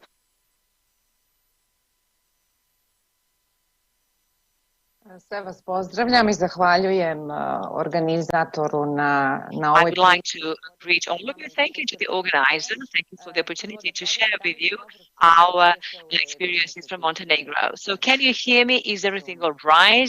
So when it comes to Zoom connection, Iskustvo Crne Gore je the experience of Montenegro, it is quite specific, I would say, because since 2009, Montenegro has had this kind of integration of media literacy only in secondary school. So secondary school goers or students were privileged. So this idea to integrate media and information literacy as an elective subject, that actually overlapped with initiatives and those first policies actually which were created by the EU review by UNESCO and some other international organizations, which actually for a decade actually have been dealing systematically with this very topic. So what actually happened to us? That, initial enthusiasm that was based on all those who were so enthusiastically involved, and they were following the needs of their pupils. And this actually overlapped with the educational reform that was underway back then, and that resulted in the introduction of media literacy in educational system. And Montenegro actually became very specific, because Slovenia and Montenegro were the only countries which had this actually subject integrated in educational system. And that initial enthusiasm on the part of children and educators and good results which were yielded, and those children actually who were being taught, and studies show that they really showed better results in their actually further education. Bili su kreativniji, spremniji na saradnju, na kooperativnost. They were more creative, more ready to communicate. Their communication was softer. Their social and emotional skills were better. But the MIL can actually trigger these skills, but this good starting point, good basis was put on standby in the years that followed. So the interest in the MIL decreased, and we didn't have enough teaching staff. We didn't have a systematic response of the state to this topic. So the MIL became lost in the sea of elective subjects. And thanking to the initiative of the NGO sector, and the increase of concern with regard to disinformation from the 2016 onwards, after the US elections, after Brexit, where all of us actually faced disinformation and threats that come from the internet, and when we saw the information chaos that ensued, etc. So thanking to these numerous initiatives of the civil sector, civil society, this topic became our focus again, but still under the radar. There is some progress relative to the situation a few years ago. For example, next school year, we will introduce media literacy as the mandatory elective subject. We also have a handbook as a teaching tool, teaching aid. We have much more teaching staff that are trained for this. We have more texts published, articles published in the media about this topic. And through the law on the media and media pluralism, this became one of the topics that is being discussed. So through the draft law on visual services, we have a body that is in charge of coordinating activities in this regard. And we also have the strategy for media and media literacy, which has its own place in our society. But still, this is all still fragmented, and this topic is still very important. So there is the awareness on the part of decision makers about the importance of this topic, but the approach is still fragmented. It's not intersectoral, and there are numerous challenges in this sector. We now have the artificial intelligence, algorithms, technological progress, etc., etc. So we in Montenegro simply do not have our education strategy that would clearly define our priorities. Our approach to teaching must be changed. We must educate our teaching staff better, because the simple reproduction that's the basis of our education system simply doesn't work anymore. In certain segments, students, high school students, are much more media literate than those who belong to this conventional approach that relies on reproduction. So there is a certain progress relative to 2018, 2019, but this approach is still very fragmented. So what can you do with one lesson, one class devoted to media literacy per week? I would say it is far from being enough, and we think that media literacy should be a mandatory subject, although it is not still clearly defined in our media strategy. So that would be all from me for this first round, and later on I can give you a bit more information if you need. Thank you. Thank you very much, Ms. Nikolic. As I've heard from all of our panelists, it seems that a lot of the challenges are shared in the region, and that's a lot of times when the institutions don't do their part of the work, then the civil society kind of compensates in order to still manage and achieve some intensity of results. Back to you, Mr. Lani.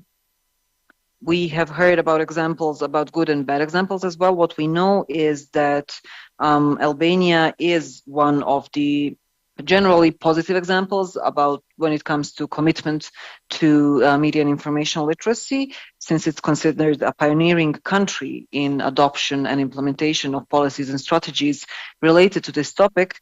And what would you say that in this process was the role of civil society? Yeah, thank you for asking the question. It started as a civil society action, actually.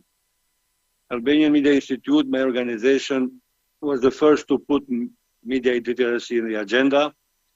I remember that we organized the first regional conference in Tirana on media literacy, very first one, which helped us very much understanding how much behind we were. Hungary, behind Slovenia, behind Austria especially, Belgium. So it was a good lesson for us to understand where we were. We have seen during the last 15 years many initiatives, especially last 5 years more initiatives related to work to journalists,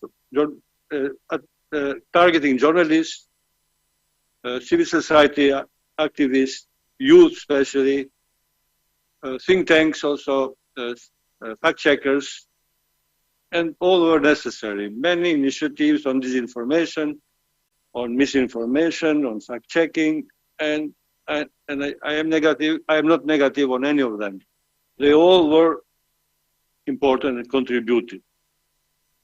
A few years ago, in the first phase of this project, we did a policy paper and a background document, and our conclusion was it's important to shift from ad hoc, spontaneous approach of NGOs, of civil society, to a systemic long-term approach of education system.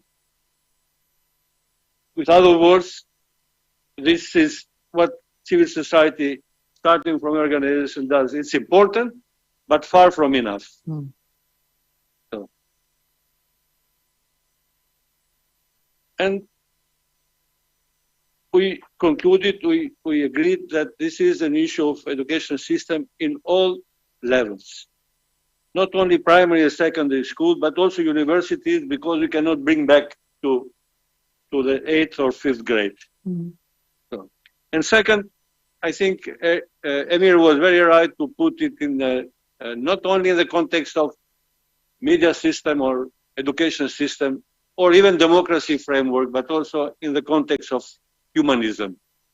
Professor Tapiovaris, in a book which can be downloaded free of charge in the UNESCO site, put this dichotomy of old humanism versus new humanism. Old humanism was the challenge, the individual versus theology. The new humanism is individual versus technology. So this is the challenge we face in a broader sense, but we are here not here to do philosophical exercise. We talked first to the Ministry of Education and ASCAP, and we had great cooperation, I have to say, and also with different schools. And we got different responses, but we do IT. Yes, we do IT. Oh yes, but we have civic education. True. But we have critical thinking as an approach here and there, and you know, these are all important. These are all components of media and information literacy, but cannot replace them. Cannot give the full picture, which the concept of media literacy developed by UNESCO, especially, offers, gives. And in our talk, the first debate was why UNESCO curricula? And why not Minnesota, for example? They were in town that day and they wanted to do the same. First, because UNESCO is an organization which has a clear mandate on media and clear mandate on education.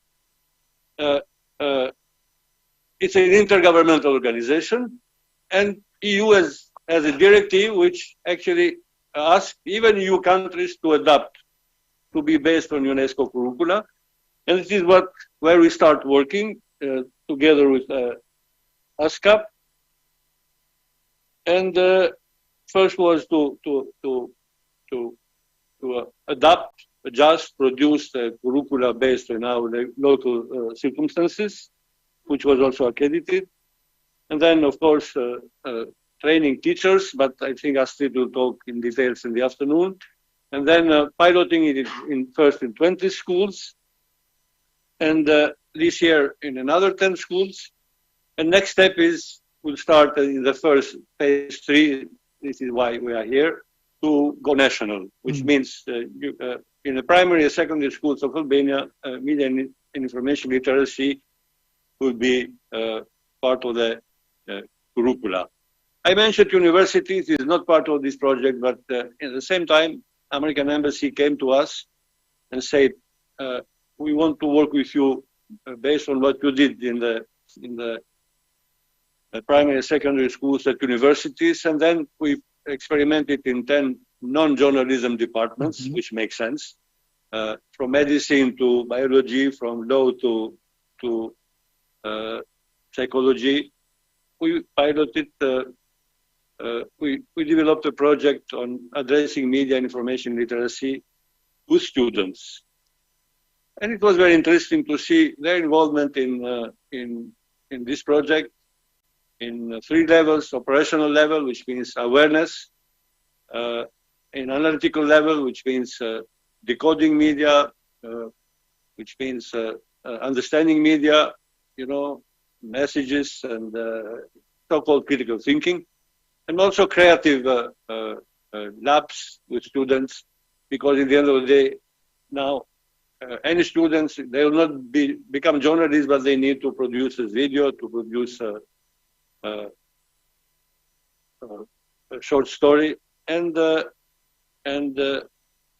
next phase for this year, we are starting to work with another 12, 11 university departments, but with departments who produce teachers.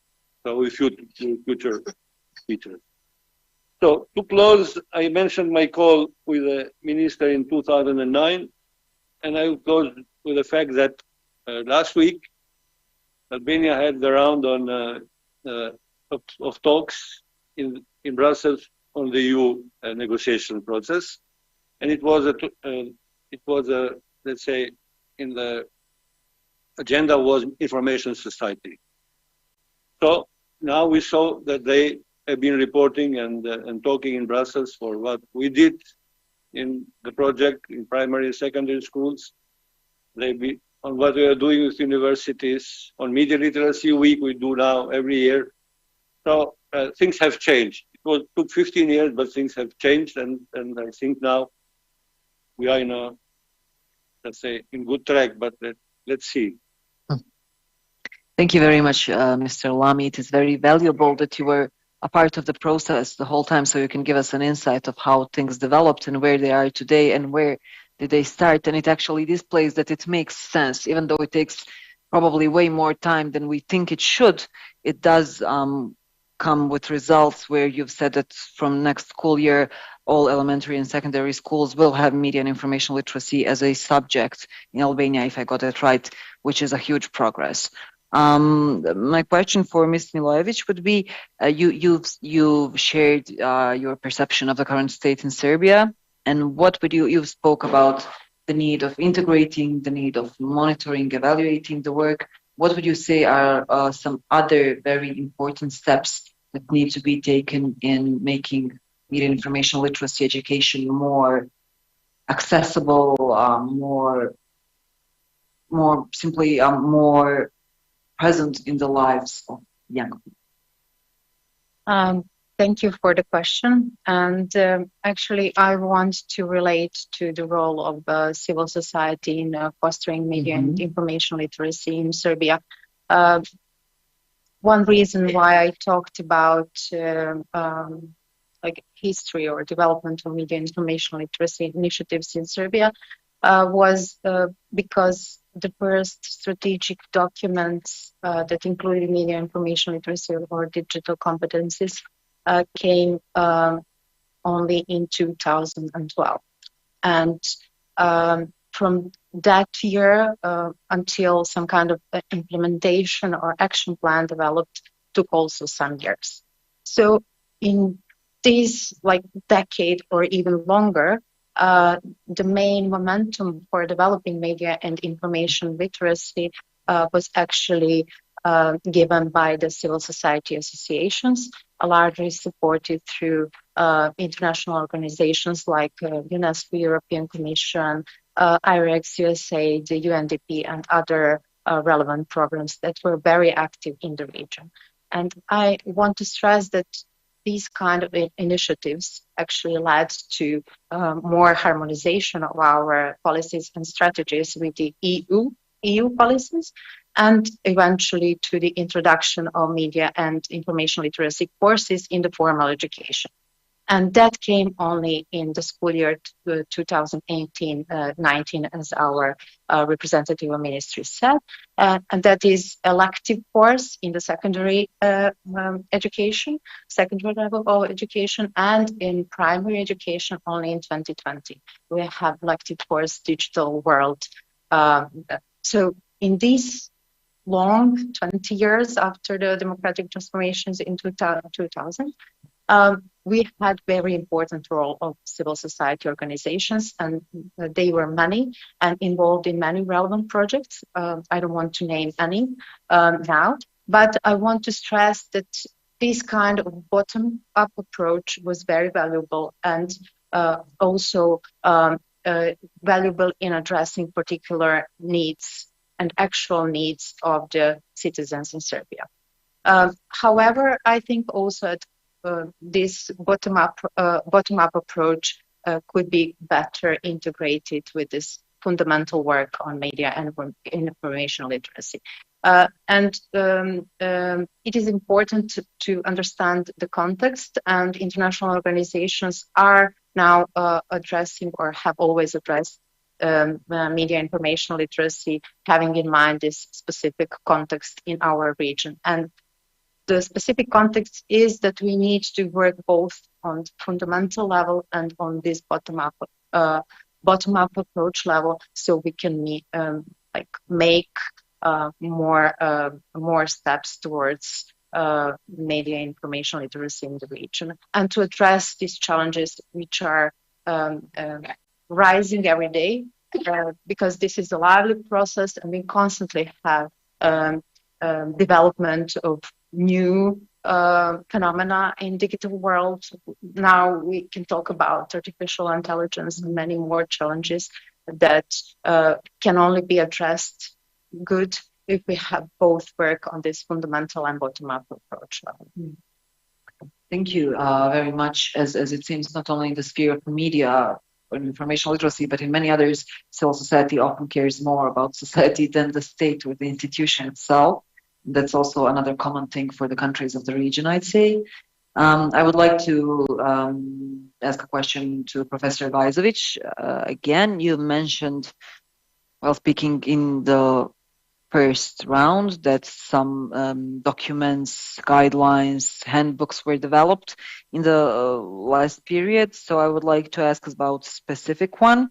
It's called Guidelines for Integration of Media and Information Literacy in the Educational System in Bosnia and Herzegovina. What does it say, and is it accepted by those who need to integrate it, and why is it important? Well, thank you very much. I will get to this specific document in a second. I will just refer to the few points that were discussed so far, and it's really related to this document, because in this document we have managed to incorporate 7 years of work and close cooperation with all main stakeholders. First of all, when we are using the term civil society, we see it as academic terminology prescribes in the wider aspect, so including not only NGOs, but also informal interest groups such as librarians, teachers, students, but also academia and media. So all these are actors of civil society, which we have cooperated closely in getting the results. It was mentioned that one of the good examples is introduction of new subject in primary, secondary school, media information literacy or media literacy or whatever it's called. We have seen this from the beginning that it's not the optimal solution. Thereby, the hybrid model of multi-stage integration we have developed is based on horizontal and vertical integration of media information literacy as not something that can be learned, but something you have to adopt as a lifestyle, as a critical element of your being in the digital world. We saw librarians as a focal point already established integral element of educational system, which was not used properly and with the skills and competencies to fulfill this gap, which we need in increasing level of media information literacy competence with students. Horizontal integration includes librarians working with teachers, students, and parents together in an open classroom concept where they bring their experiences in third space and develop through critical thinking all necessary competencies of media information. Vertical integration includes from preschool, that was discussed also before, primary, secondary, and also higher education, but very importantly, lifelong learning process. So media information literacy is not any state, something that you can learn. I mean, we wrote 4 excellent books, and if somebody were there to go read them and learn everything from them, would still not be media information literate, because it takes a lot of critical thinking in applying this to everyday situations and their competencies. Currently, I'm in Abu Dhabi teaching students of information security basically all the elements that we have developed in media information literacy concept. So it's very crucial to have this integrated process understood with all the methodological aspects that need to be changed. So the document guidelines for integration of media information literacy in education systems of Bosnia and Herzegovina is a document we have developed together with UNESCO with idea to submit it to Ministry of Civil Affairs and UNESCO for future consultation process, and hopefully with the conclusion to have it developed as some form of strategic documents or documents that will kind of roll out top to bottom approach. We have already worked with Canton Sarajevo government and adopted strategy for media information literacy, and also submitted draft for action plan. So hopefully Canton Sarajevo will be a good, let's say, showroom for how a relatively simple solution with a lot of hard work behind it can bring to the development of media information literacy competence. These guidelines are based on all previous documents that we have done, and very simple. It implies a consultative process with all stakeholders. It implies that focus of media information literacy is on students, student-centric approach. It implies that digital dynamic learning objects need to be recognized along with open educational resources as a key tool and element for media information literacy development, to do extensive SWOT analysis and monitoring evaluation and learning processes, and the strategic development of media information literacy should be based on UNESCO decisions and recommendations, because as such it provides good ground for integral understanding and implementation of media and information literacy, very crucial distinction. So for Bosnia and Herzegovina, we have developed our custom-made curriculum in media information literacy, which is offered in 12 modules on a massive online open course, certified and adopted by University of Sarajevo. Obviously, this is open and massive. It's free to access in self-paced for everybody who wants. Amir, I'm going to have to ask you to kind of wrap up because of the time we have left. Sorry. For the rest of the Obviously. Thank you. So hopefully these guidelines document will be one that can be of use for all the stakeholders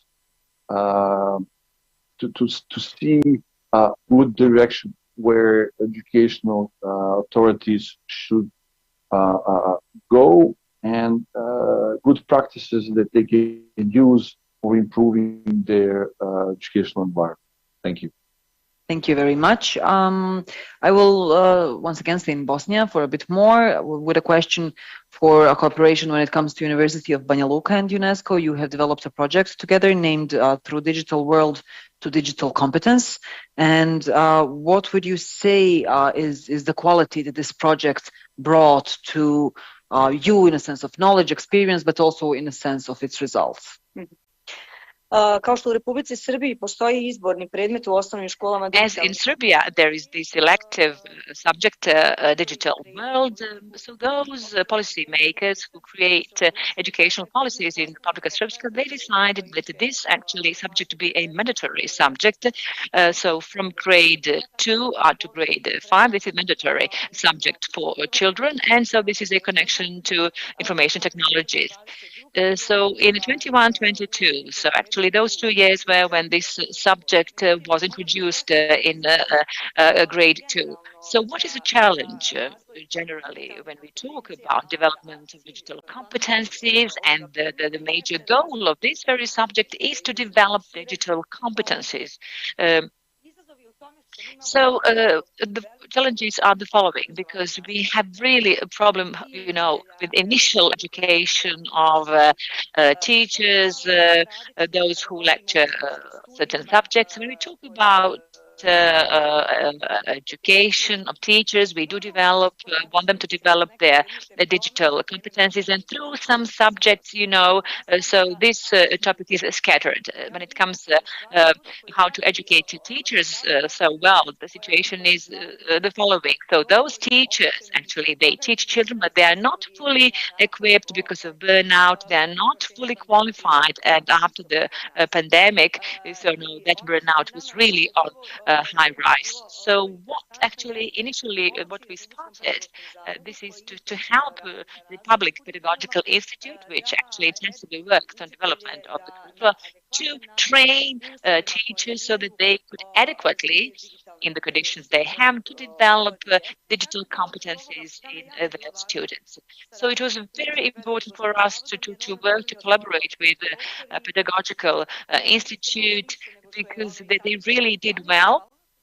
They did more than what had been forecasted. What I want to highlight under one is that teachers are very satisfied when it comes to continued education. This project was just one more step, but this is a continuum, actually. This is what we have been going through for about 1 year. On the other hand, there was research, not about education segment. In this very research, so quantitative and qualitative analysis were being carried out. When it comes to qualitative research, it is important that we created some focus groups. So pupils who are in grade 3, actually, who had this digital world subject. So we talked with their teachers and with the students. Students, pupils are delighted, although their teachers were not,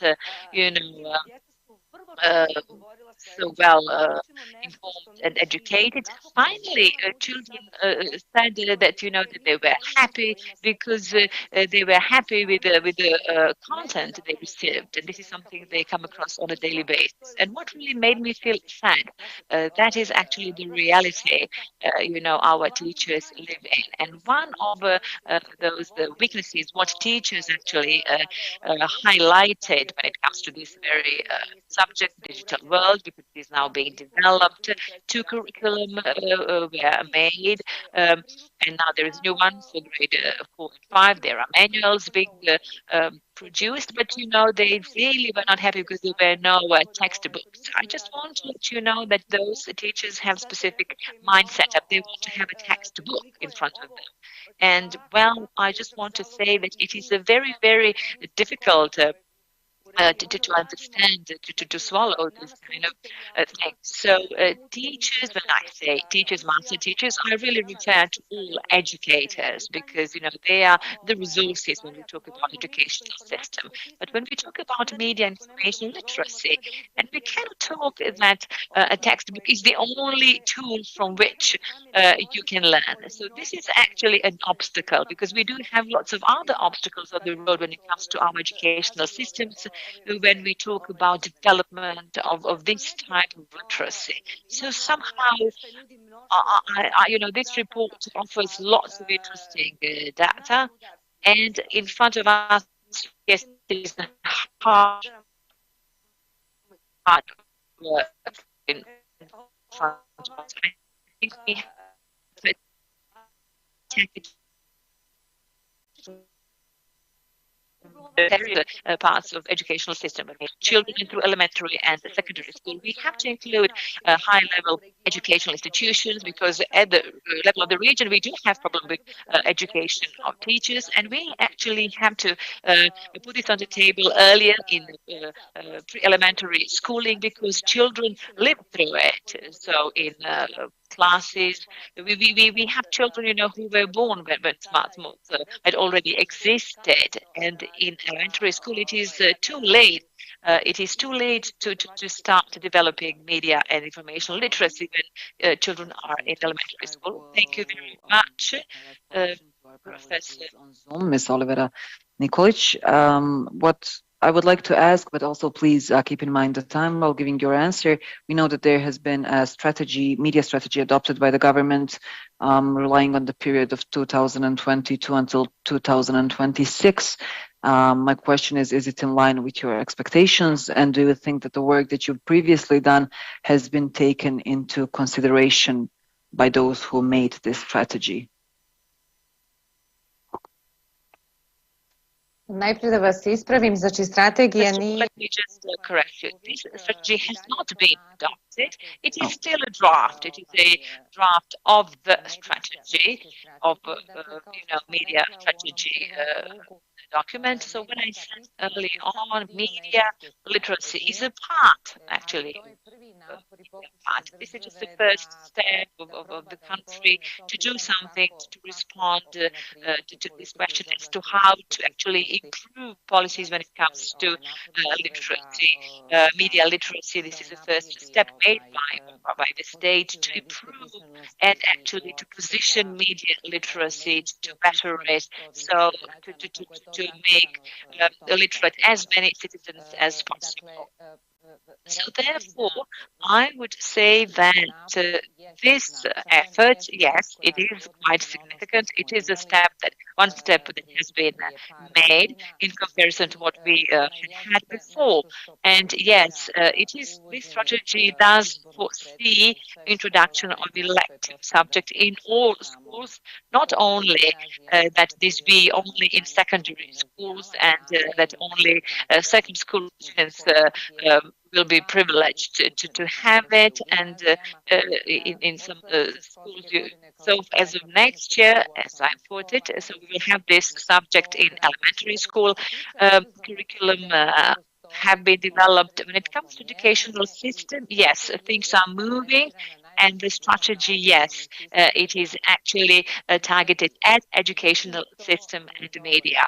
However, this is not enough. It is just a fragmented approach, because we do not have this multifactorial approach applied when you want to see what the goals and objectives of the strategies are, because the universities, ministries are out of reach, like Ministry of Justice. They should deal with hate speech, Ministry of the Interior. So through media literacy, that they should actually prevent extremism from rising, violence, and there is civil sector, ombudsman, then National Institute for Health, and we could see just through COVID pandemic that many pieces of information were being actually discussed, and yes, they did have an influence upon mental health of our citizens. So yes, simply saying, we cannot say, and this is my approach, and this is a approach of the Institute for Media, it should be a comprehensive approach. Yes, some improvement has been made in comparison to what we had before, and what is going to happen with this strategy. So we actually are going to see what is going to happen. It needs to be actually adopted by the government. We do not know whether this is just going to be on the table or this is going to be implemented in practice. Another challenge in front of us is that education reform is necessary so that this media literacy, which encompasses critical thinking, creativity, cooperation, communication, and all these skills, actually improvement of all these skills are necessary. So for it to be adopted, there is need actually to carry out education reform, actually that clear priorities are to be integrated, and that teachers should be actually trained and further on educated, and that this conventional approach is to be abandoned about just reproduction of knowledge. And yes, improvements have been made, but yes, a lot of job is still to be done when it comes to improvement of policies in this area. So it is good that we shouldn't be explaining as to why we need media and information literacy. Now we are talking about how to implement this, how actually that more and more citizens should be informed and literate, and actually to have them use new technologies so that everything be integrated into new policies. And yes, these are new steps, what we have achieved so far. Thank you very much for your answer, Ms. Nikolic. Also, thank you for correcting me at the beginning. I obviously had the wrong information, but it's useful to know how it all has progressed and the perhaps connecting points of your work and what needs to be done. Even though we are basically out of time, I do have to ask whether there are any questions from the audience for any of our speakers, or are you all? Oh yes, there is a question. Okay, the same place. Please be short with the question because of our time. Yes, sure. I had also a comment, but I will jump immediately to the question. So the question goes to the NGO sector. Everyone? Okay, you have to be way more specific. Okay. Yeah, I mean, whoever wants to answer it. So what's the sheer power and influence of NGOs to private traditional media? Because as I see it, the way I see it, it's not only one way fight or counteracting, but it's also like on the one hand, you try to educate people, the population, but on the other hand, you should also like counteract the misinformation, disinformation that comes from all directions. So yeah, how can like NGO sector influence directly or through a quality body or other institutions? Thank you. Thank you for the question. Will you answer, Mr. Lani? Okay, please be short. NGO sector has not any magic key to countering disinformation and misinformation and fake news, but organizations like Media Institute in Tirana and many others in the region, Media Center Sarajevo or Novi Sad School of Journalists. First, we bring this thing in the agenda. Second, there are many programs, educational programs, many monitoring reports. But I think this all contribute in countering this phenomenon. But on the other hand, I am aware that this is not enough. Here, our panel had, let's say, we have been talking in this conference on public immunity. Well, it's clear that we need also professional media. So this is a vicious circle in one way, because the ideal situation is you need professional, good quality media and professional audiences. We have none of them. Today we've been talking more on the second part. What you ask is can be another topic, another conference, I believe. Thank you. Yeah, I think maybe you can also use the break time we have ahead of us to perhaps discuss this question further. I would like to thank all of our panelists, both you who are here live, as well as those who are with us through Zoom, the audience, the participants. We will now have a 1-hour break, and at 2, we see each other back here or on Zoom to continue with our program. Thank you.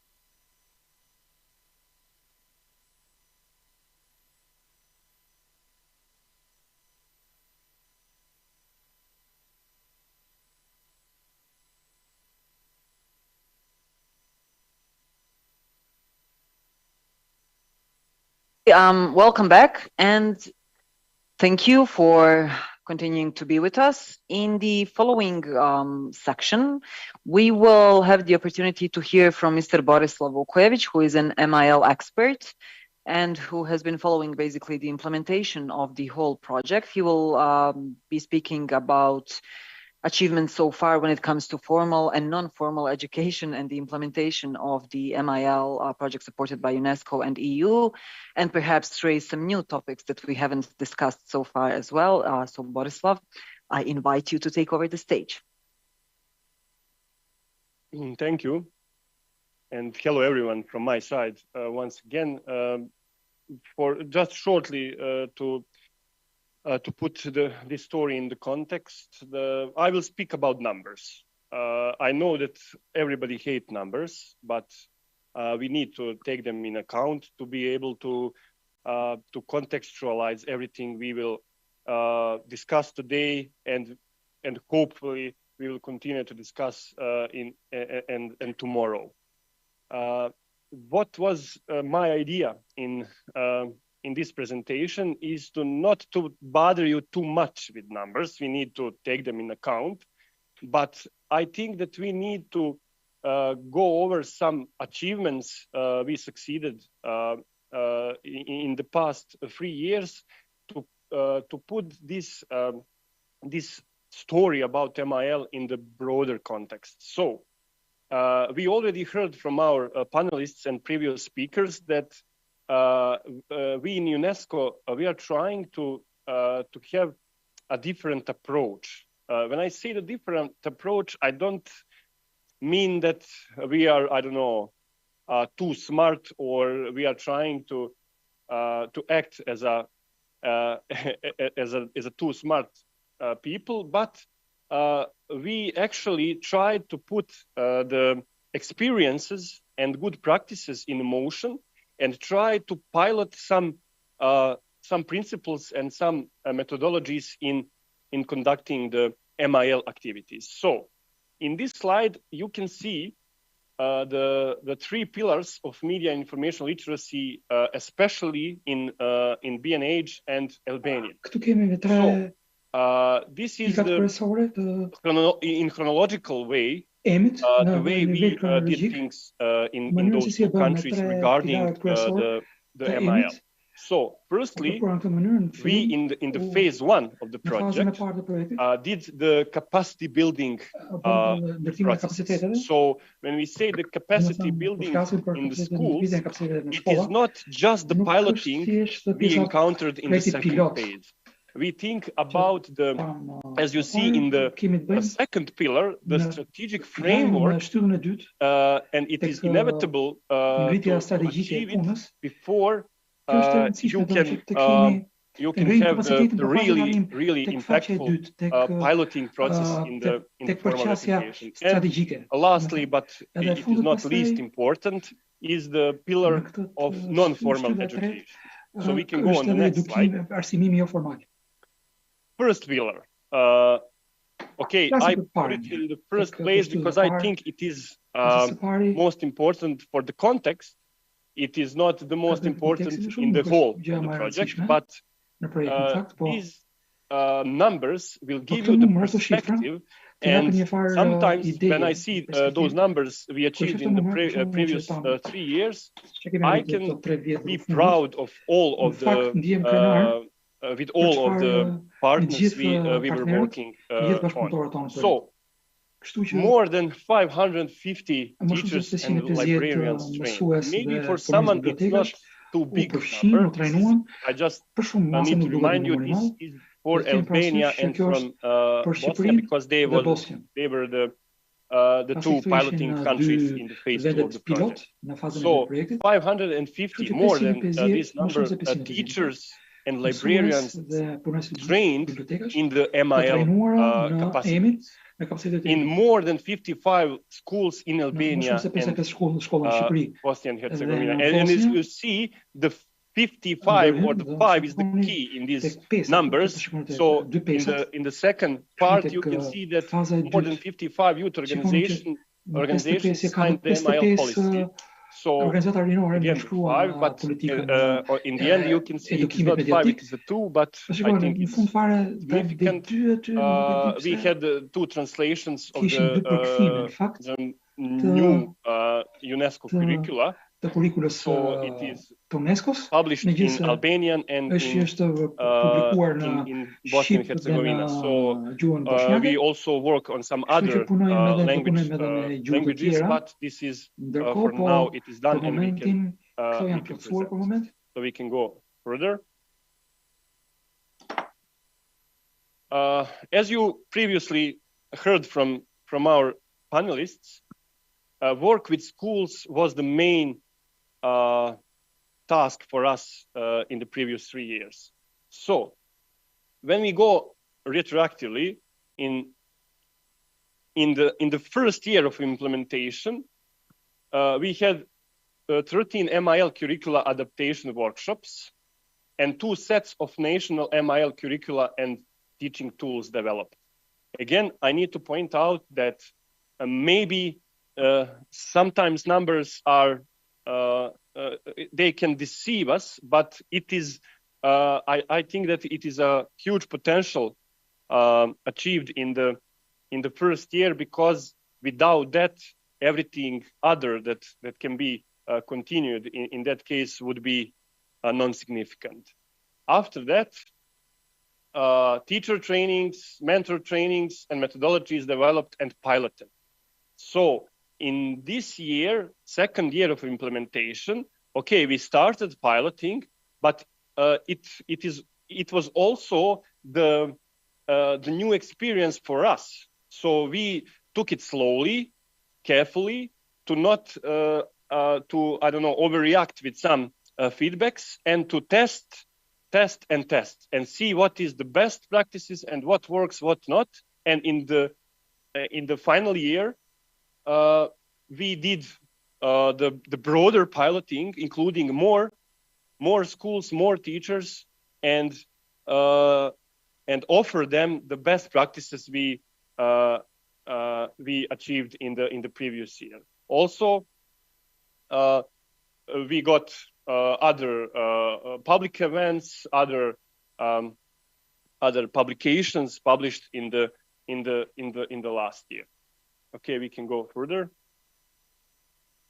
Also, we will hear about youth organizations more tomorrow, but what can I say from our perspective?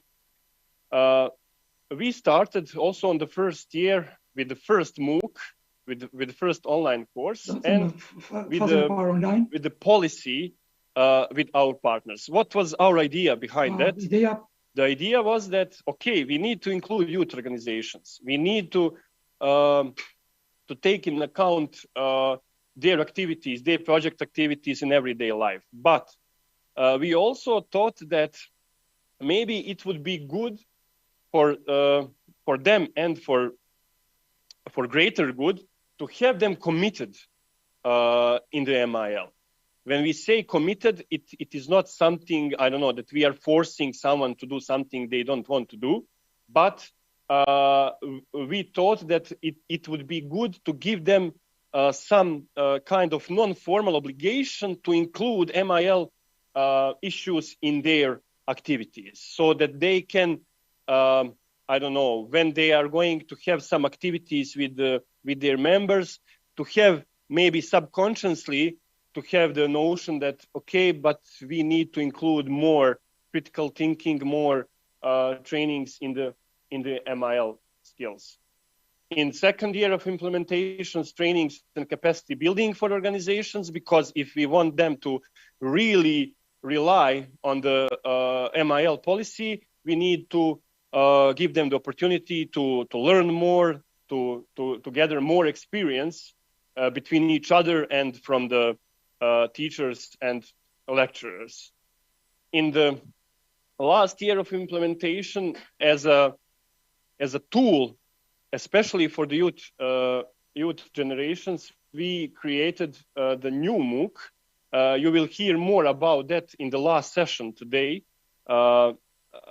before 4 o'clock, and I will not take too much time in in this section, but just to point out why we created it, because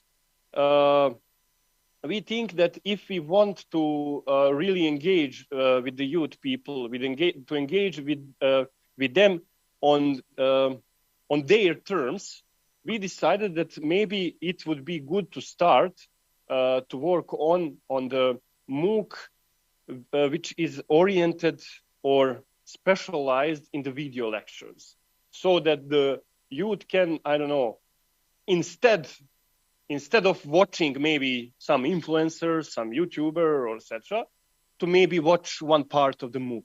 And we tried to, in the editing process, to really give the perspective in that way, so that every lecture or every part of the lecture is really accessible, not too much burden for the youth generation. But you will see the presentation of the MOOC later on, so we can go further. Strategic framework. You also heard from the panelists, but it is worth to mention that positional studies and consultations were on the beginning of the process, and it was really important to us to have all of these efforts documented, to be able to really gather the positive impact of that. After that, we did more work about the testing things, to try to develop the tools, to try to develop the working groups and the strategic documents. And as a crown of that period of the testing was last summer, when the strategy for Sarajevo Canton they was adopted in the government, and also as previously mentioned by my colleague Emir Vajzovic, guidelines were created for the strategic level on the level of BNH. So why we did that? As you already know, in Albania is completely different approach, but in Bosnia, when the education is on the lower level of the official bodies, we realized that it is very hard to have all cantons, all entities engaged in the same capacity, with the same methodology, with the same activities.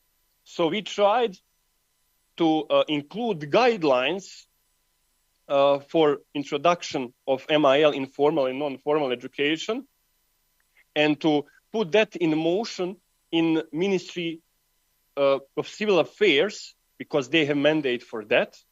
And we also carefully thought about the name, and we called it the guidelines, because from our perspective, the name of the document, it is not too much of importance.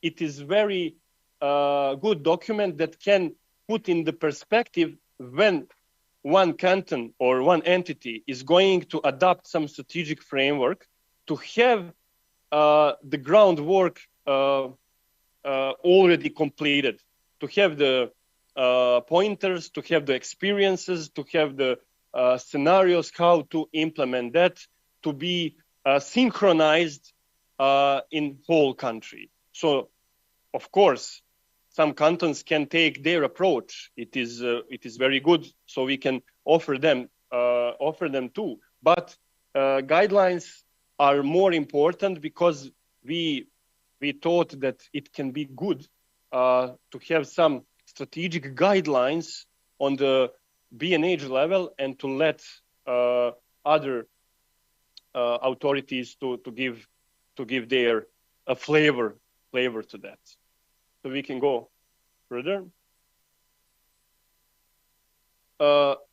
As I said, Media Smart MOOC will be presented later, but this is the main points of the MOOC. So there is 5 languages: English, BHS, Turkish, Macedonian, Albanian.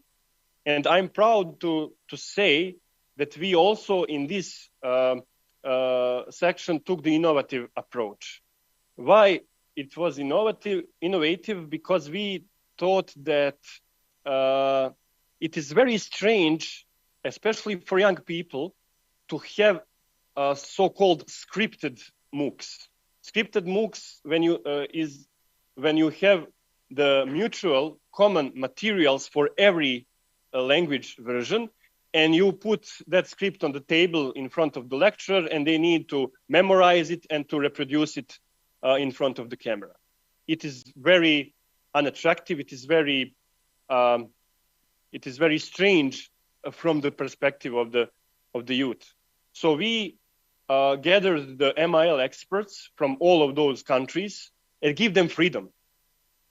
They got just one sheet of paper with the main modules they need to cover, but every aspect of the content was based on their free will and their expertise.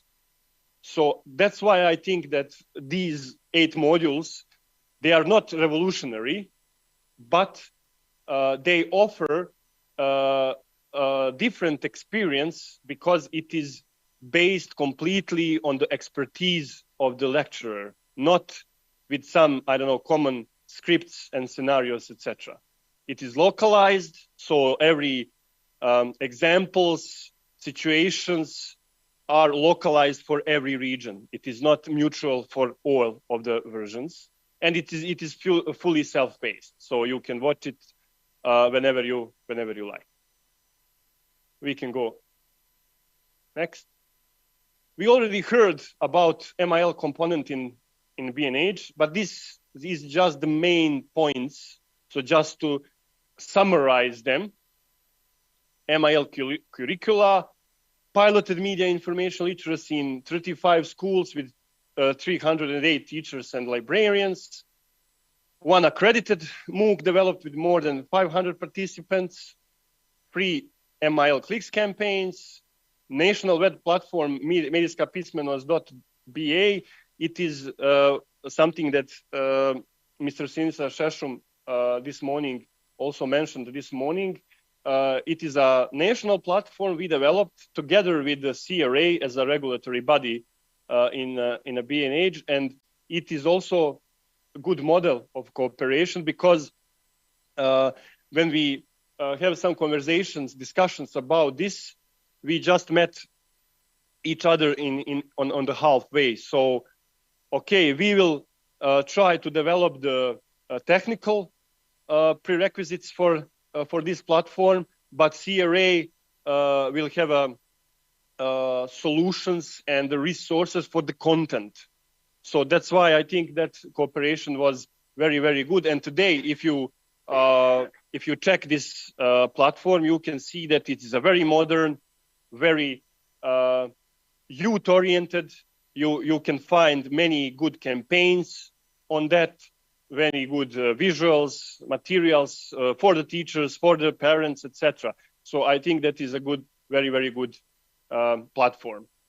Guidelines I mentioned already, national conferences and translation of the UNESCO publication, and that's it. We can go further. Also, in this project, we developed something called Simil platform. So it is only the beginning. It is just technically done, but there is so much more potential in the content-wise about the platform. So we tried to develop the platform as a central point for all of the MIL resource in the SCE region. It is not just about resources, official resources from the academia or some institutions.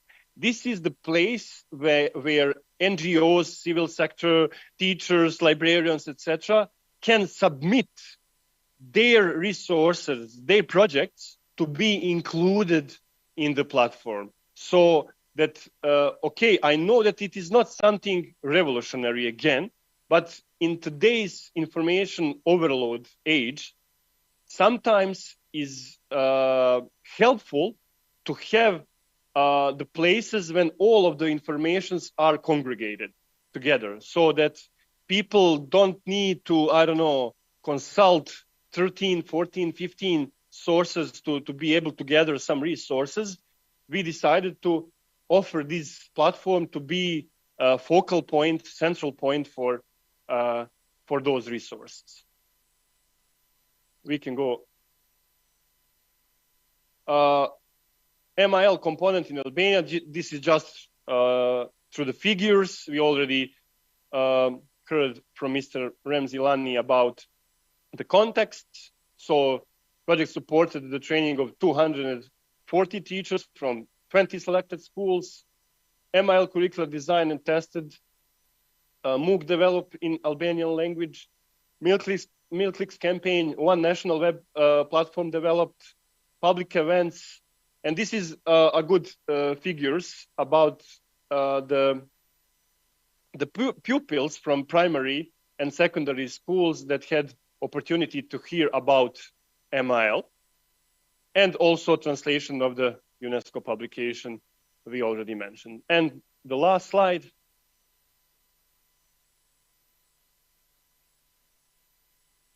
Media information literacy in Montenegro.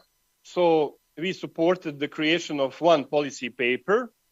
Also, we supported 2 MIL consultations in 2 years ago. Also, 10 organizations signed the MIL, its MIL time policy. This handbook is very important for us, and it is developed last year. This handbook, I had opportunity before you to check the content of that handbook, and I can clearly state that it is one of the best textbooks about the MIL in the last few years I had the opportunity to see. It is a very, very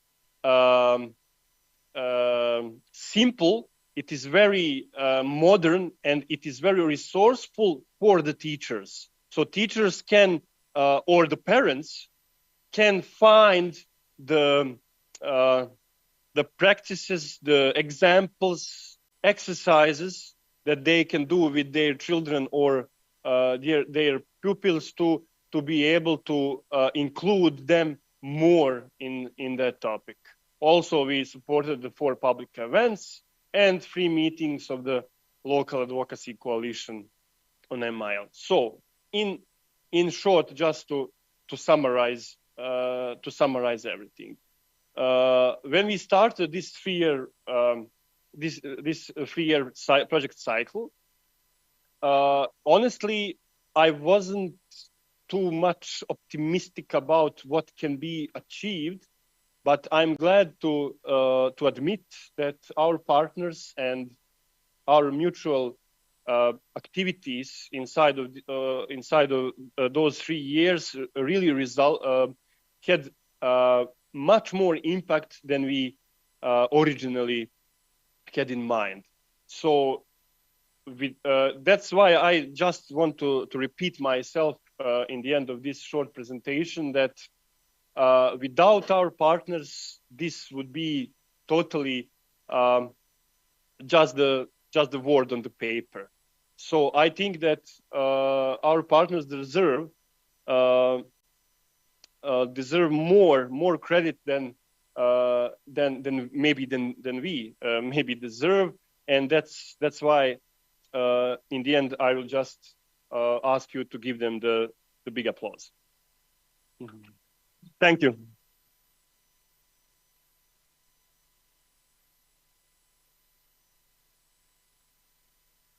Thank you, Borislav. As you've said, you will be back here for the last 15 minutes of today to show some of the things you spoke about, but to show how practically they look. So we're looking forward to that as well. And now we'll continue with another panel session. So I would like to invite our speakers to join me on stage. Please, as I say your name, first sit to the chair that is closest to me and then to the other chairs. Mr. Mr. or Mrs., I'm not sure, Astrid Dautai, Head of Curriculum Development Sector at the Agency for Quality Assurance, Mr. Yes. Okay.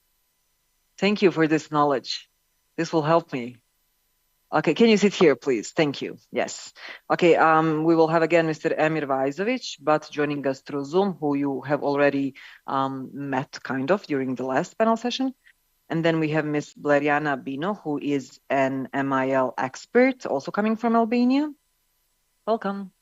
We have Mrs. Teuta Bracaj, or Brakaj, not sure, once again, feel free to correct me, who is the director of Petro Nini Laurasi High School in Tirana, Albania, and Ms. Aldiana Hodrić, who is a teacher at the Mostar Gymnasium in Bosnia and Herzegovina. Welcome, thank you for joining us. We will be speaking during this panel. As you see, we have gathered experts and professionals from the teaching institutions in order to share views when it comes to piloting existing MIL programs into formal education within the project that we have been speaking about all day. Now, this panel intends to focus on the importance of empowering teachers who work directly with students in order to be able to transfer the knowledge and skills needed for young people to be educated about MIL. So my first question would be regarding the work of the agency you represent here today, actually the role of the agency in the project you have been included to. Could you share with us the main steps that the agency conducted to reach the results during the project you implemented? What was basically the role of the agency? What was the work you did? And what were the results you've managed to achieve regarding media and information literacy? Another reminder, please keep your answers structured since there is 5 panelists and limited time. First of all, I inform that what is the role of the agency? It's a national agency. It's the only agency that is responsible for curricular development and for teacher training curricula.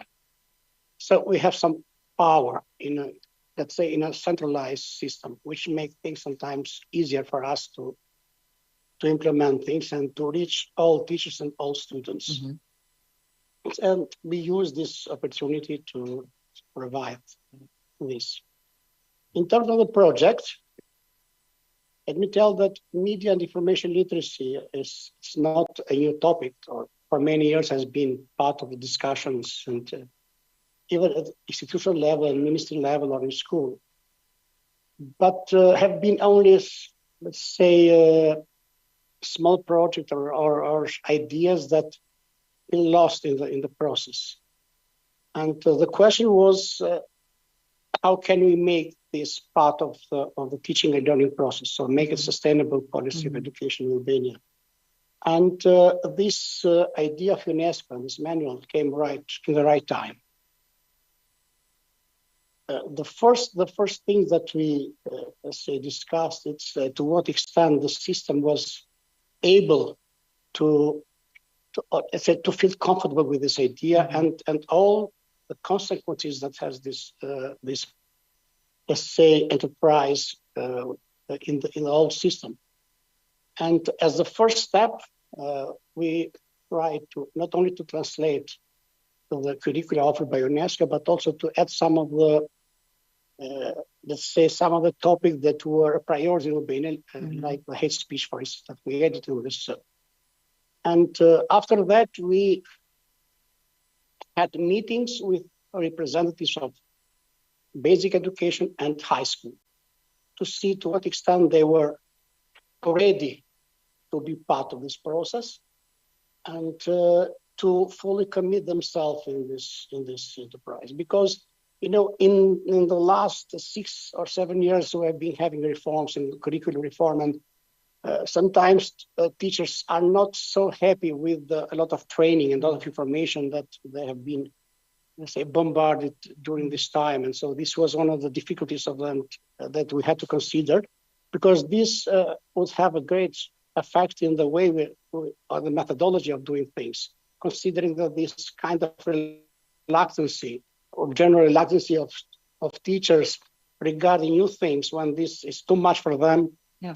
Because we live in let's say, education system cannot have everyday changes in the curricula. When we develop the curricula, we freeze the reality. We develop the curricula in the time that we deliver the curricula, things have changed. And from that time, we try to change something, but this cannot happen.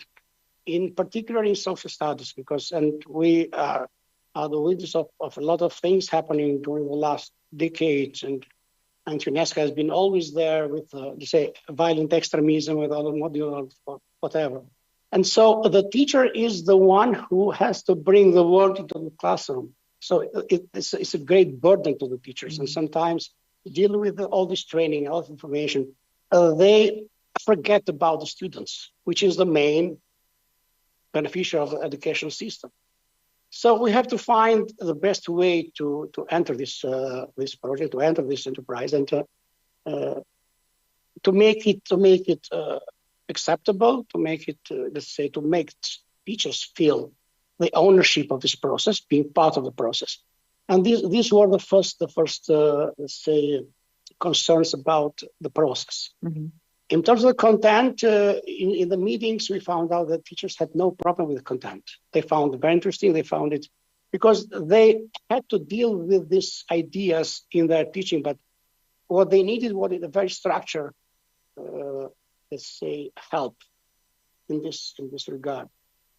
So the process that we started with this assured us that this was the right time, and we had this opportunity to make this. And the process, the main challenge was what was the best way to do this, so the methodology of that. First, we have to change the focus, because media and information literacy for a long time in Albania, when they do, let's say, ICT or whatever, was how to protect the kids from the bad things coming from the media. Now the focus is changed, how to use the media to empower individuals. And this changed the whole picture. Because we are not afraid anymore of what is there, but we want to use the opportunities of the media information literacy to empower teachers, to empower students, to make it a, let's say, instrument for the teaching and learning process. And this was the way because this was the fact, the whole process. And things, this was here, I mentioned the word resilience, because this was the main idea. We cannot avoid kids to enter internet but what we have to do is to make them empowered, to make them, to provide them with an instrument that guarantee that they would make the best decision, best well-informed decision for their life and for everything they have in their life. Starting from this, we had two main, let's say, ways of doing things. First, to start with introducing the modules. And this is what we did in the first phase with basic education teachers. But what the result of this was that the information was too much. So in a way, we just replicated the reality when teachers are bombarded, every individual is bombarded with a lot of information, and they have a lot of difficulties of filtering of doing what they need to do. So, and that module needs a semester alone to study and to. So we decided in the second phase of the primary education, because we had the first phase was primary and the second was high school, to change a little bit to test the other way, to use media as an instrument for teaching and learning process. And there were three dimensions we identified this process. Media as a resource, complementary resource for the curriculum. And this was the first element. The second was how to use media as an instrument for developing high order thinking skills, not just critical thinking, but creative thinking, whatever it is. And the third dimension was how to use media for creatively expressing ourselves. So as a media user, not as a consumer, but as media producers. And after let's say, taking a position, you feel free or feel able to communicate your position or your stand to the audience you like to. So these were the three elements that we tried. And the second phase with high school, we started from this. So teachers were trained in these three dimensions. So how can we use media to complement the curricula, which is not a dynamic one. And that was the first training that we did, and it was resulted, let's say, successful, because because we involved all subject teachers. We have in the curricula, in sociology, whatever, media information, whatever, but we using media as an instrument. It's not just for a specific subject or whatever. It's for all school, because all subjects have a curricula, and all subjects face changes, and they face the need to, let's say, enrich this curricula in the process. And for instance, it was let me give you the pandemic. The pandemic gave, well, I was during the pandemic, as because of my job, I have to follow all the steps of online teaching, and it was very easy to identify these elements. So curricula enriched by media, and then a lot of issues, global issues, were, let's say, appeared there when all the people had to take a stand, for or against. And the topic of the pandemic, of the vaccine, was one of the best one in this regard, because it's a new way of doing vaccines. So biology or whatever it is have to explain what is this new, and all the people in their homes, television discussion, what is this new way of doing, how successful it will be, how test it is. So people start reading in their home what is this one, just for their curiosity. This was the first dimension projected in the way. The other was, should we take or not the vaccine? Is a controversy. And then a lot of discussion in the media, this and that, what we do. And after taking the decision, I will do it. And then you try to protect your view. And then it's another aspect in the media that why we have different people trying to, from the health system of a journalist, trying to express their own view that this is the way it should be done, this is not the way it should be done. So this element was part of reality. We took this, what happened during the pandemic, and make it part of this training, and that it was very easy to have it accepted in the school. I will just ask you to wrap up, please. So, Yeah. so we will come And back. so this was that the question is, to what extent this reached the students? With primary, we tried to, we invited the primary school, students of the age 10 to 12, to 15, to identify global issues. Most of them relate to a lot of controversies. This is actually, now you're speaking about monitoring the effects, right? Yes, yes. But This let's, was let's leave that. Let's leave that for I the just second keep round. something just to make it shorter. Okay. Then it's open Okay, for we'll discussion. come back to this question in the second round. Okay. Thank you. Okay. I will again go to Mr. Vajzovic, who is hopefully with us on Zoom. Yes, still here. Yes, you are. Great, thank you. To go back, you have already in the last session spoke a lot about, excuse me, thank you. You have already in the last session spoke a lot about the project, so it would be very useful to give us a bit of an insight on your direct experiences when it comes to teachers, when it comes to librarians. What were their needs? What did they find to be useful? What was perhaps overwhelming for them? Yes, we have been trying to find the best solution for integration model for 6-7 years now, and always working with teachers and librarians. From the very beginning, we understood that the role of library and librarian is somehow not used properly, and with the help of colleagues from information science department at University of Sarajevo, we kind of developed model of how to best use and approach this unique skill sets of competencies that librarians have, and they're already in the educational system. So around this, we have developed this feasible and sustainable model. and the experiences are very good. We kind of we developed special curriculum for teachers and librarians that can help them actually be those upper mediators, those assisting in process in educational system. And previously we have discussed, some of the options and also challenges. What when educational bodies, decision makers go for a special course in media information literacy or similar core subjects. It's one of the things is like, who's going to teach this? What department, what faculty will be the one who will be providing new teachers, for example, media information literacy? And then, as one of the speakers said, teachers are requiring textbooks.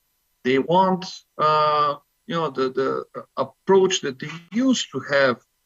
Okay, I have a course, I have a textbook, I make my students learn this textbook by heart, and then I grade them based on this. Media information literacy is much more, is a cross-curriculum competence which needs to be developed in interprofessional partnership.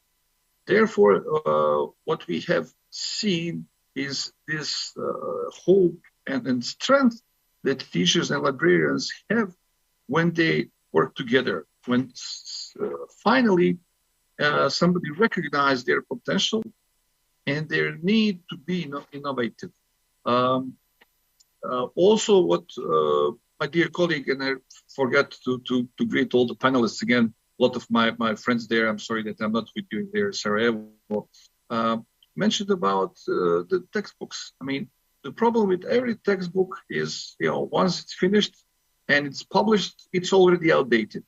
Therefore, we developed in our hybrid model with stage integration, digital dynamic learning objects as one of the key tools, elements that will be continuously updated by the users itself. So librarians, teachers, but also students in all levels will be participating in this dynamic learning objects based on open educational resources platform.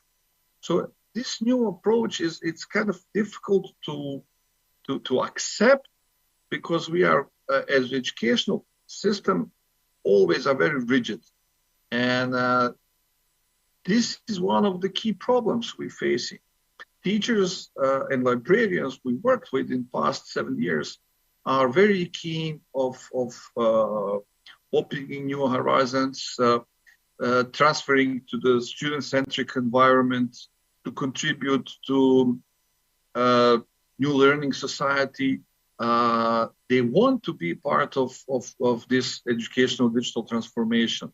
But again, we kind of bureaucratize the education to the point when it's not stimulative environment. That's why the strategy of media information literacy we managed to assist in drafting and adopting in Canton Sarajevo is crucial, because it enables development and participation by librarians and teachers in their joint work, but also to have students finally in the center of the process.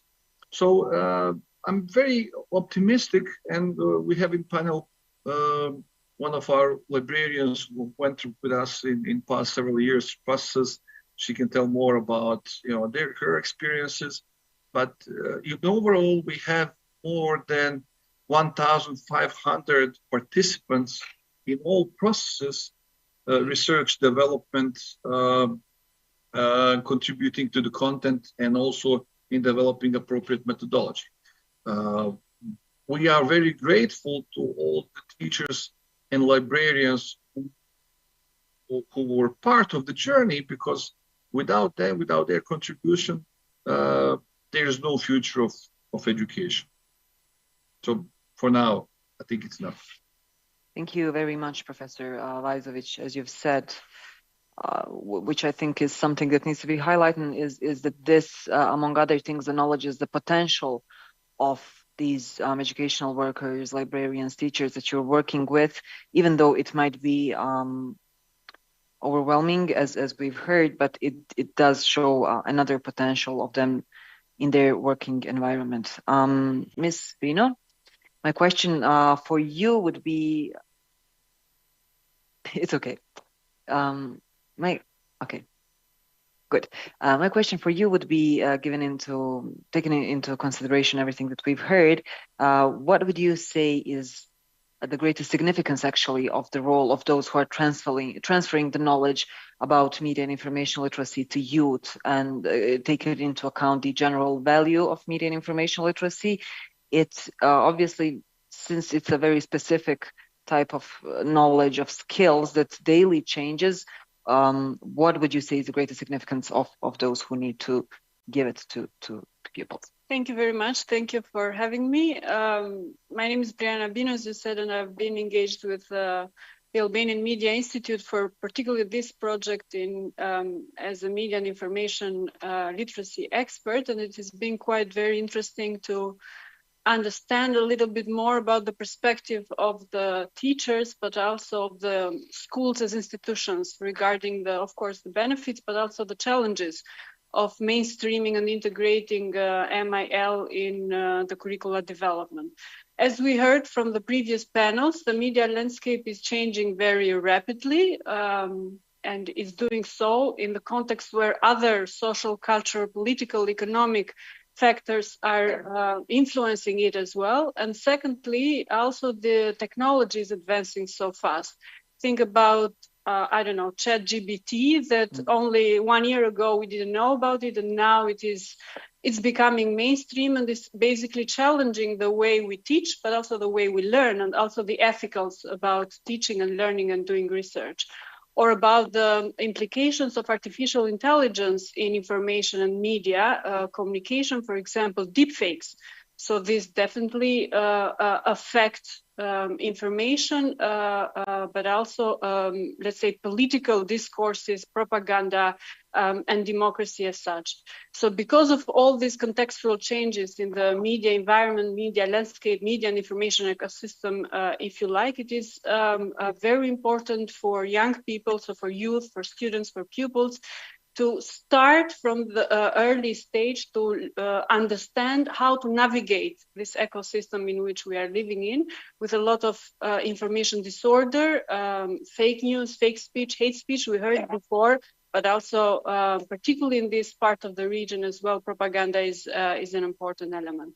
So this is about developing their critical skills. I'm sure that through other courses and other curricula, young people develop their critical thinking, but the added value of the media information literacy is that it contextualizes much more with the current, let's say, affairs or situations that it's happening in reality that they face in their everyday life. One of the questions we asked when we did the monitoring of this project in Albania to young students was how it was helpful. So why was it beneficial? And the majority of them mentioned that the course helped them in their everyday life. So this actually shows the added value of the media and information literacy for not only for learning purposes, but also in navigating their everyday life. But this is considering young people as consumers, and as we said, it's no more about consuming media, it's about producing content. So young people are more and more producer of messages, producer of media content and information, if you like. The term of media in this sense and information has broadened a lot. So in this regard, we also need to help them, empower them, as Astrid said before, on how to click wisely, basically for all the information that they create or all the information that they share. Think about, for example, influencers. Most of them are young generation as well. So they are not media in the traditional concept that we have about media, but they have quite a lot of impact on the, let's say, digital space, but also on their peers as well. And while we know a little bit about the algorithm of Facebook and Instagram, TikTok is a completely different story, and it is important for teachers, for educators, for civil society, for policymakers to understand how that works, so then, you know, to be able to transfer this knowledge and skills to young people as well. And while again in Europe and hopefully in the European Union and hopefully in the Western Balkan we'll have the this impact of the EU Digital Service Act in terms of algorithmic and controlling the use of data in the social media, the same cannot be said for this new technology. So helping teachers to understand these new technologies and then transfer these skills and competences to students is very important. So basically the added value is that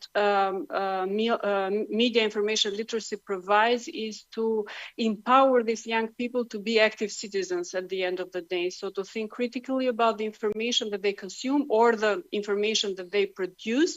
And ideally what we look for is for them to be able to differentiate between disinformation, misinformation, and as I mentioned, propaganda as well, and hate speech. And when we come to hate speech, another value of the media information literacy is that it puts teachers and students to discuss about complex issues, because hate speech has to do with discrimination, has to do with identity politics.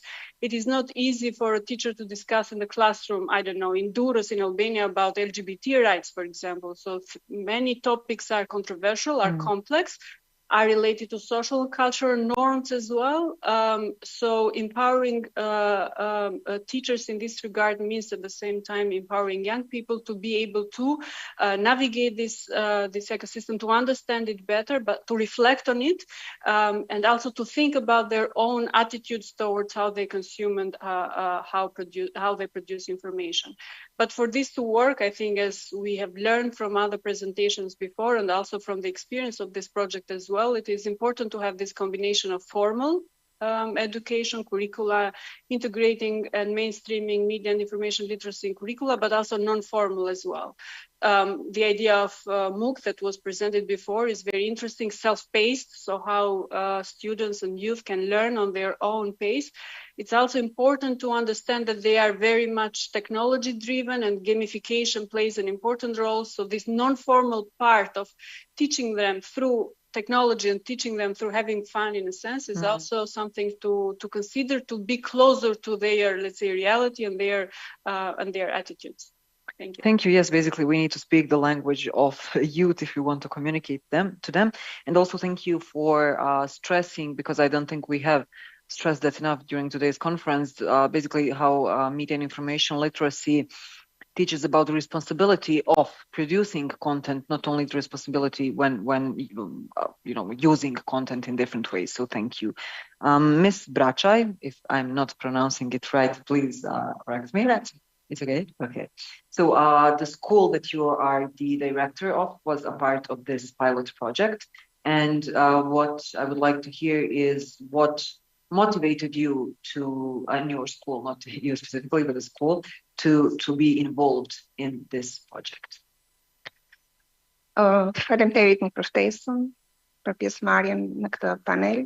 Thank you for the invitation and participation in this panel. I represent one of the best high schools in Albania. No, you can continue. I will join. Yes. I represent one of the best schools in Albania. It's a high school. When we first were told that some of our teachers would have to participate in a training for the MIL, they accepted it very well, because we have a staff of teachers who are innovators, who self-qualify to be able to teach as well as possible and with high-level results. So teachers of all subjects engaged in this, not just from social sciences or information technology, but from communication sciences and speech and so Albanian and literature and foreign languages, natural sciences, chemistry, biology, physics, I can mention here what was said before, that it was the biology teacher who brought the topic. What I wanted to mention actually was that we base ourselves on the curriculum, which is approved by the Agency for Insurance of Quality in Education. This curriculum, among other things, aims to teach based on competency, and all competencies that the student needs to be capable in, and to have knowledge and skills and stance in all sorts of competences. MIL is participant. Until yesterday, our teachers organized different projects by giving different duties to the students, but this was done throughout the year, and then this assignment will be presented at the end of the school year. Now teachers have understood even better that based on that teaching class, with teaching and learning results, this learning situation needed to be worked upon very hard by the teachers, so that information could be taken, current information could be taken from the media, and new knowledge would be built up based on this information. And then at the end, it is the student who will have their own stance on this information and the new knowledge acquired. Even before, when we submitted projects, we had projects submitted, students had the wrong information. They did not address the proper place for their topic. With the information gained nowadays, and with a manual from the translated UNESCO MIL manual, the teachers not only organized their classes, but they were also willing to have model classes for the rest of their peers. We have 65 teachers. Last year, we had only 12 of them trained. What I have been able to do as a director in this academic year, one of our objectives has been to cover the entire year. Internal qualification, observance of classes among the teachers, not only teachers from the same subject, but from different subjects. Until now, this was to start. This was not accepted very well, because all teachers have their authentic way of teaching and felt like being controlled by their peers. But after discussions with teachers and parents and students, we were able in 3 months, based on a graphic, for these classes to be held with tests for both teachers who organize the classes and for those also who go as observers in their peers' classes. I want to say that this project is very good, that it is my duty, and I think that we will be able to complete by the end of the academic year for all subjects based on media information, all assignments, and these journals. We will create a database as a school, which will be of help not only to our school, but be as a model for other high schools as well.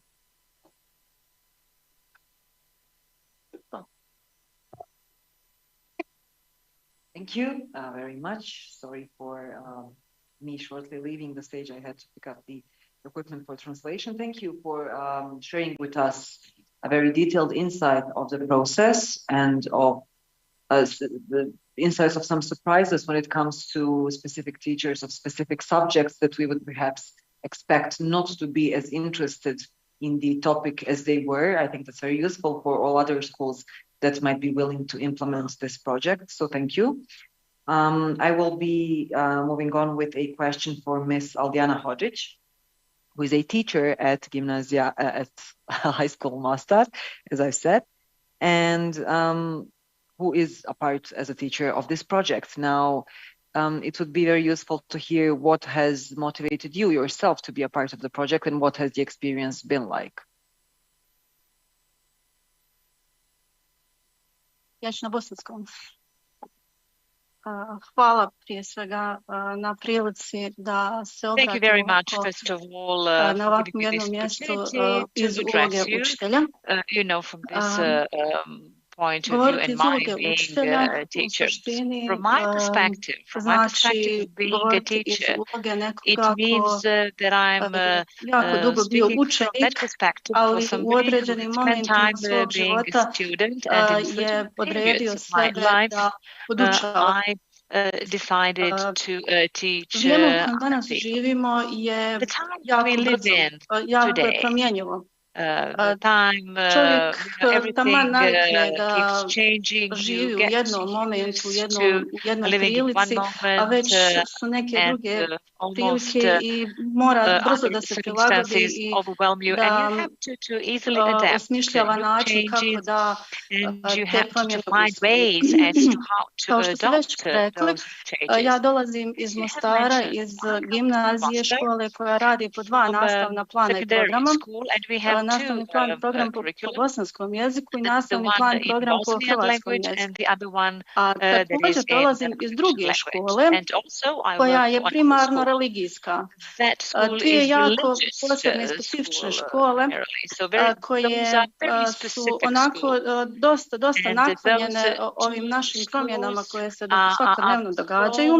to actually I svjesni su da moramo pratiti taking these savremene changes, and tokove they razvoja are pretty aware digitalizacije. that we have to follow these I jedna i druga škola technologies su and svjesne development. da njihovo osoblje, a i učenici moraju Teachers također are da prate very i aware medijsku in these informacijsku schools pismenost. that Stoga students sam ja really ovdje have to danas. monitor media and Ako information govorimo literacy. o Therefore, pismenosti I'm here because općenito, of vrlo that. lako If je we talk doći do about statističkih literacy, podataka it is koliko very smo easy pismeni, to get some bez information obzira as to gdje find out how na kojem literate prostoru da we are, živimo. regardless of where Međutim, we ono što je live jako in teško which je doći area. do But statističkih what is podataka quite koliko smo difficult medijski to informacijski. get hold of is Moj to get some zadatak kao statistics about how nastavnika, kao literate učitelja we jest are da taj as postotak a bude što teacher. So my task is that Upravo this percentage zbog be toga jesam tu very da small, as small as prvenstveno se ja possible. obučim, Therefore, jer I'm već here smo that I vidjeli need to do be sad trained. nekoliko I need puta to smo be imali priliku educated čuti because da we have heard a jako couple of teško times je that it is very obučiti difficult nastavnika da bude nešto to drugo, train odnosno a da teacher to be primijeni something ono else što or to apply tek dolazi. Jer kao što something smo that već vidjeli, that evo i has just Borislav je arrived. već And napomenuo da Borislav, je to bio I think, jedan od mentioned it, odnosno that jedan it od was prvih problema one s kojima of su those se first susreli. problems actually A which to je teachers da encountered. And that nastavnici su problem morali da was uče that učenike teachers nečemu had čemu ni to sami nisu teach bili podučeni. students about something they hadn't been trained for. Kurikulum koji They ima hadn't been zadatak educated da about. So mu je curriculum prioritet edukacija nastavnika task će is na to kraju educate imati rezultat teachers. koji And first će of all, moći result kritički da se will odnosi, be odnosno yielded imat će so rezultat that učenika koji će moći kritički da se those odnosi prema results medijima i achieved efikasno by da students koristi dostupne will be that informacije. they will be actually in a position to use information properly Yes, and yes, be able to process for it. I hope this, that I answered Miss your Aldana, for question. giving us Thank bit you of very an input much. into Yes. your background and also into a part of your experience. We will come back to more questions in the second round. And now my first question from the second round is for Mr. Dauta. You have kind of entered this zone in your answer to my previous question, but then I stopped you, so I want to go back to that now. You told us in very specific details on how the process looked, what was the role of the agency, what were some challenges, but then you got to the point, okay, when you finished all of this work, how did you measure? Was it effective? Did it truly produce these skills and values, information that we talk about all day? So how did you measure your success and what data did you get? Okay, we start training of the curriculum specialists in my agency, because all subjects specialists. It was a 3 days training about the objectives of the project. And then each of them trained teachers that were responsible for one school. So they trained teachers of all subjects. In a way, so we set a set of criteria for teaching and for the teaching process. And the next step was to invite teachers to develop lesson plans in their own subjects. Based on these 3 dimensions. So 3 activities, 3 lesson plans. In the first one, they had to use media as a resource. In the second one, as a tool for developing, let's say, hard thinking skills. And in the third dimension, to develop activities, they would invite students to express themselves creatively using media. This was and then it was a monitoring process. But in the same time, the specialists, the curriculum specialists, they were also mentors. So they continuously would dialogue with teachers while developing the lesson plans. So it was mentoring and then monitoring the process. So it was during all the time, the specialists of the institute, of the NGC were there. And they would monitor the activities. And we also develop a kind of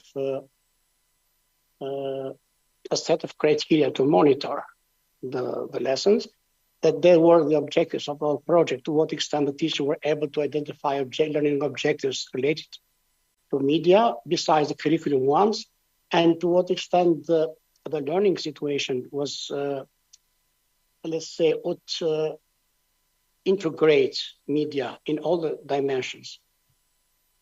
And then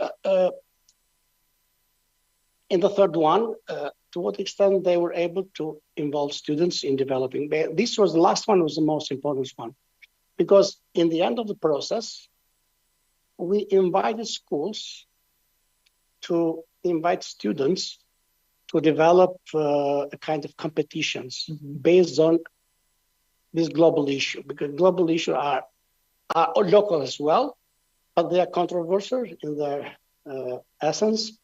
And it was a kind of competition, but that ended up with a lot of products produced by students.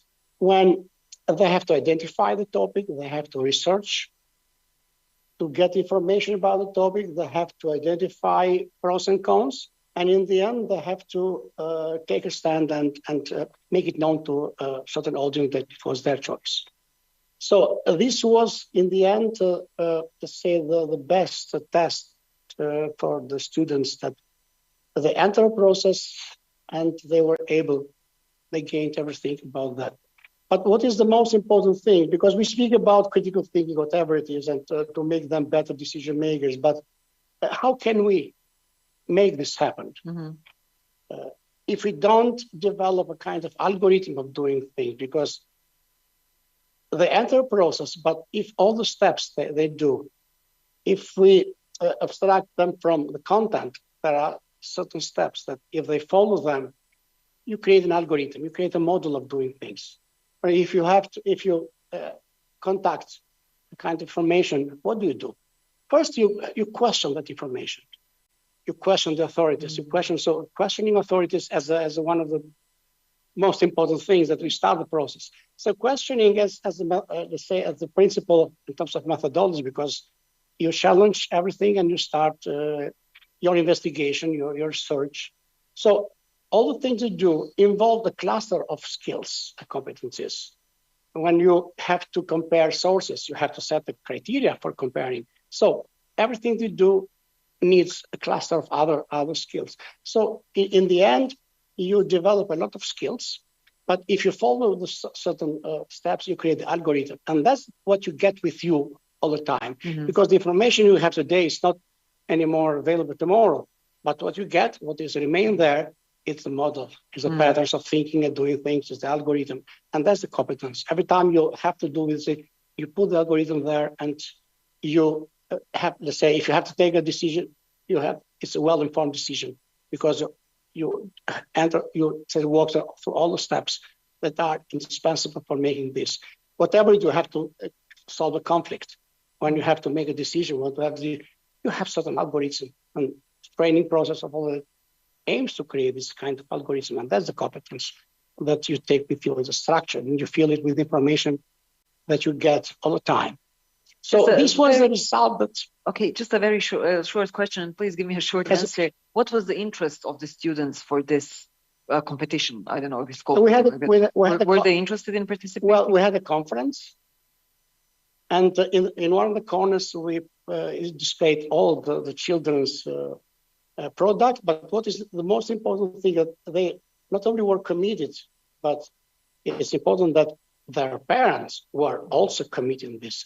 And many times we have, from the teachers of the schools that participating in the process, they informed us that the parents are interested in having certificates of acknowledgement, certificates for their kids who participated, because the parents were very active helping their kids. So in a way, they were part of this training process. And this is one of the, let's say hidden curricula of what we're doing, and we managed to have it in the end. It's more difficult to have it with high school students, because normally when I had my sons in high school, they Daddy, you don't come there. Go away. Go. So, but this is more possible to have it in the primary, and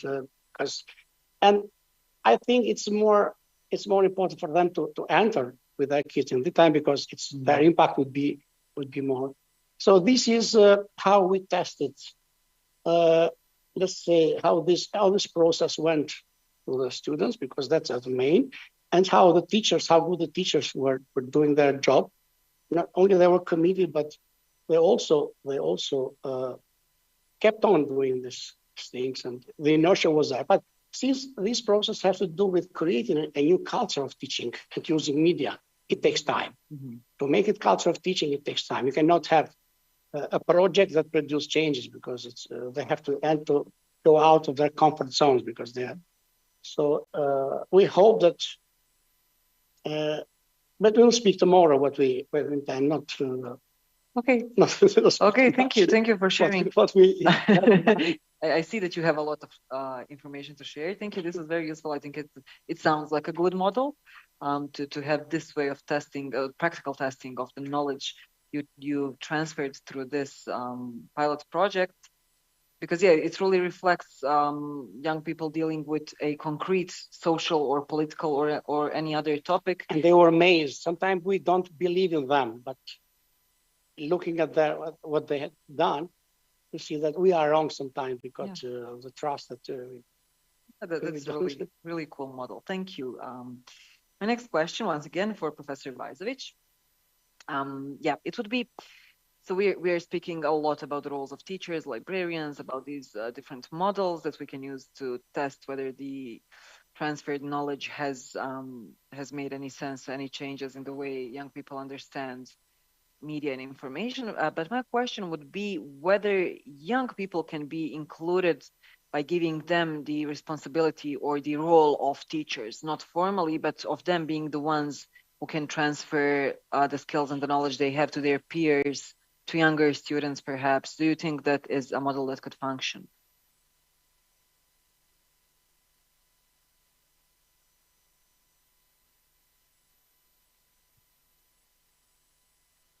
Wait a second, please. We did not hear you. Could you just start from the beginning with your answer? Thank you.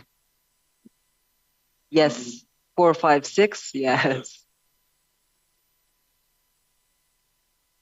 Oh no.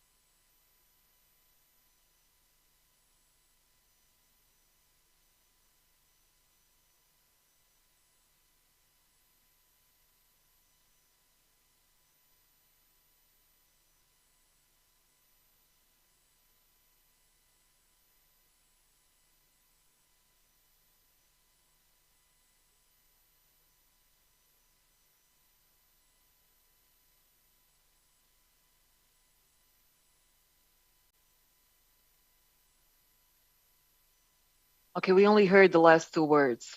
I'm kidding. We heard everything. I just wanted to scare you a bit. We heard everything. Thank you.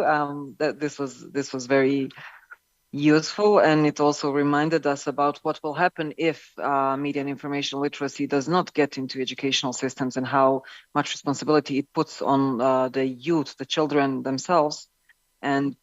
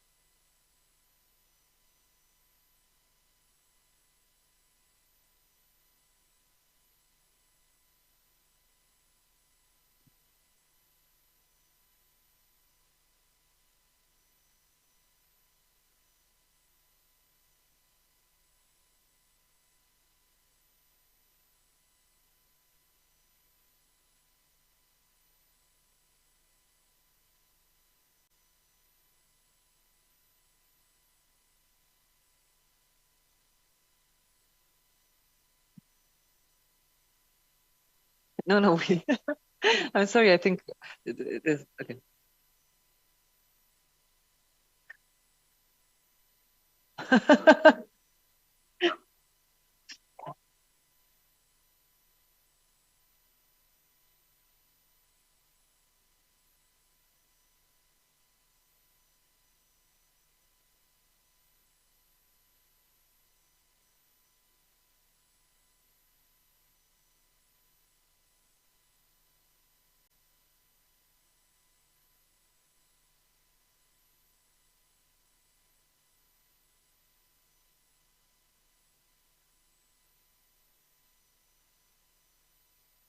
Thank you. We decided to let you speak until the end because you said this conference is a very good example.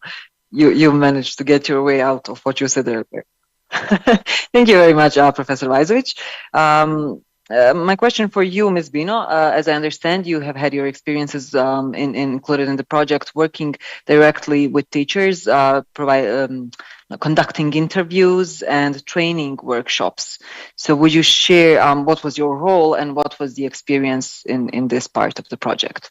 Thank you. Yes, actually, together with another colleague, we did monitoring of the results of the implementation of this integration of media and information literacy into the curricula in the pilot phase, as it was explained before, in 5 towns in 20 schools, high schools and primary schools in Albania. We used a mixed approach. Basically, we did surveys, online questionnaires for teachers and for pupils, students. And then also we conducted in-depth interviews with teachers and with mentors from engaged also from ASCAP to support the teachers in integrating media and information literacy. Hopefully, in the next phase of this project, ideally, it should be a baseline survey to assess the knowledge and the competencies before the project starts. And then at the end, we try to do both the baseline and the end line at the end. So we asked students and teachers to reflect on what they knew before and what they did before the piloting of this intervention. And then after the results, of course, they are self-declaration, but still triangulated with the other data from the project as well. It shows clear a positive attitude of both students and teachers regarding the relevance and the importance of the media and information literacy integration into the curricula, and all the other benefits that I mentioned before about improving and enriching teaching and also learning, but also helping them in their everyday life. What we find also is that it is a two-way learning process. So whenever I have to speak on behalf of young people, I'm very uncomfortable. First, because I realize that I get invited no more in this conference as a young person, unfortunately. And second, that we risk patronizing them. So, I mean, making this disclaimer, in this case, I'm basically stating what we learned from the surveys and the in-depth interviews, that is a two-way learning process. So basically, teachers themselves recognize that they also learn from students, particularly in terms of how they use the technology. So young people, we have to admit, are much more technology driven, and they use the software and the hardware much better, let's say, in different platforms than teacher or as from media experts or other professionals. But teachers are very important to help them understand the implications and the impacts that the use of this technology or these platforms have in their life or in their studies or next in their future. So both students and teachers evaluated this kind of two-way process of learning. It is the teachers that transfer them skills, but at the same time, they learn as well from students, and sometimes, as I said, are placed into this challenging situation of discussing complex topics. The other aspect that teachers highlighted a lot was the mentoring, and that was a good practice, something that needs to be replicated and to be done in the future as well. So teachers were supported by other experts, ASCAP specialists or other experts, and mentor them throughout the process of integrating this media and information literacy into their curricula. And a peer-to-peer support as well was very important. It was highlighted by the teachers and mentors as well, and we recommended in the evaluation that developing a network of teachers that work particularly on media and information literacy is very important. And I have to echo what Director Bracaj said before about creating this database of lessons lessons plans and examples used in teaching that can be used within Petroni, but also other schools. I think this is very, very relevant. And in terms of peer-to-peer support among teachers and these networks of teachers supporting and enabling each other and learning from each other across different disciplines as well. Of course, it will take them out of their comfort zone, but at the end, it's beneficial as it was argued before. Another important element is continuous learning. I think it was mentioned in the previous sessions, and Astrid mentioned it as well, but also a professor that joined online, what we know, lifelong learning. So things change very quickly, as you said, and teachers can do only so much to be adaptive and flexible and to learn. So they need continuous professional development. And in this case, the leadership of the institutions, schools, but also at policy level is very important to support this process of continuous professional development for teachers. And in terms of challenges, we find out from the implementation of the project and from the interviews and the survey that infrastructure remains a challenge. So not all schools, at least in Albania, are, for example, Petrolini in Tirana that has the necessary infrastructure. We have schools in remote areas and so on and so forth that don't have the technology, the laboratories and the internet connection needed for this kind of courses. So you cannot teach media and information literacy or integrate them in curricula without having the right infrastructure. So in this case, this is a message for the policy stakeholders that were here in the morning and the policy stakeholders in Albania and back home to invest more in terms of the infrastructure and both in terms of hardware, but also internet connection. And the second challenge, of course, is to consider the normal workload and burden that teachers have, and what it means to kind of keep themselves updated all the time with media and information literacy. I am a researcher, I study media, and sometimes for myself, it looks like I have to do my homework when I have to check for news and verify that. And this is my job, my daily job, basically, let alone think about the teachers on their daily work. They have to do their basic curricula. And then in addition to that, they have to do this as well. So this puts another challenge to them. And that's why this recommendation of peer-to-peer support of mentors comes out of the experience in Albania. And last, what we see from the overall implementation of the project and the Albanian Media Institute, first, the collaboration with the state authorities. So ASCAP and Ministry of Education is very important. So you cannot have sustainable, let's say, intervention without working with the policy sector and implementation agencies or quality assurance agencies. And the Albanian Media Institute has set, let's say, the stage and has given a good practice on how to work very well. But this also speaks about the willingness of the public authorities to cooperate, and that's also something very important.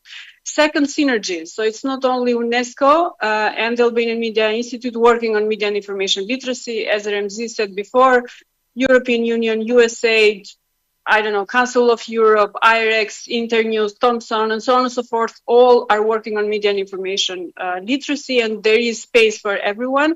And I think within this project, the Albanian Media Institute has worked very well in creating synergies with the non-formal courses of media and information literacy that IREX, for example, is doing currently in Albania. So this also helps to multiply, let's say, the effects and to have better impact and to reach wider groups. So this is very important. And the last one, I mentioned it before, but I cannot stress it enough. So the idea of wider coalitions working together to build what was mentioned before, resilience.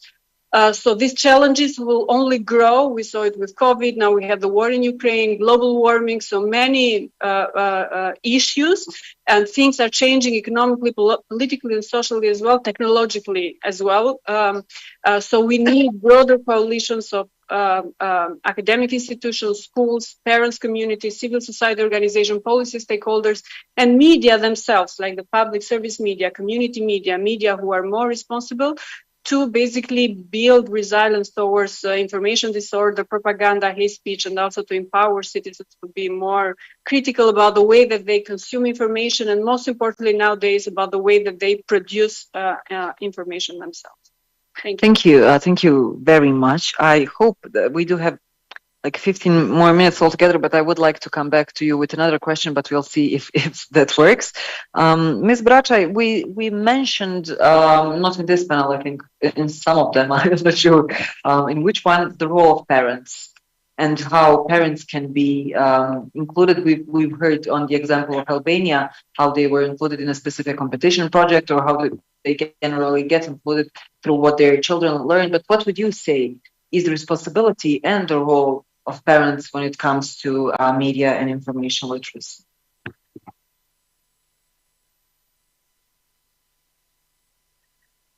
Për sa I përket prindërve, well, when it comes to parents, zakonisht në shkollët mesme prindrit janë të interesuar për ecurinë e notave, e arritjeve, e notës mesatare që I duhet për të vazhduar shkollën e lartë.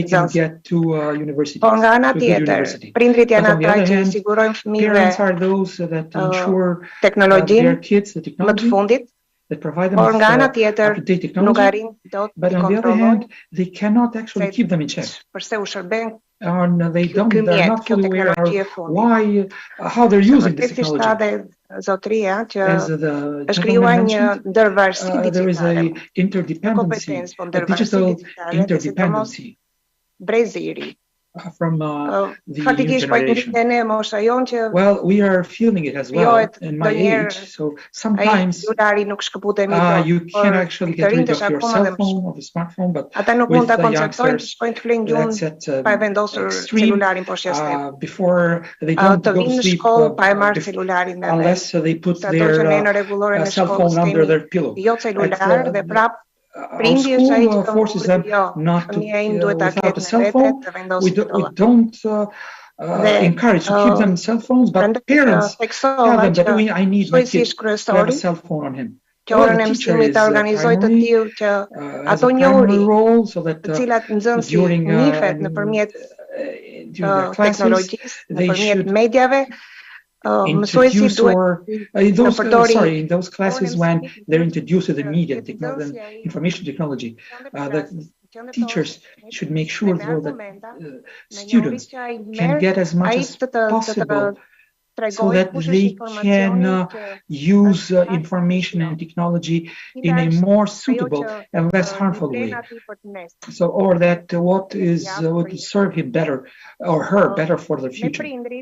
With parents, as a matter of fact, when this project was introduced, in our school, one of the strong points of my school is the cooperation with parents, close cooperation with parents, and they are very sensitive on situation, every situation at school, all projects, social, artistic, and as media-wise as well.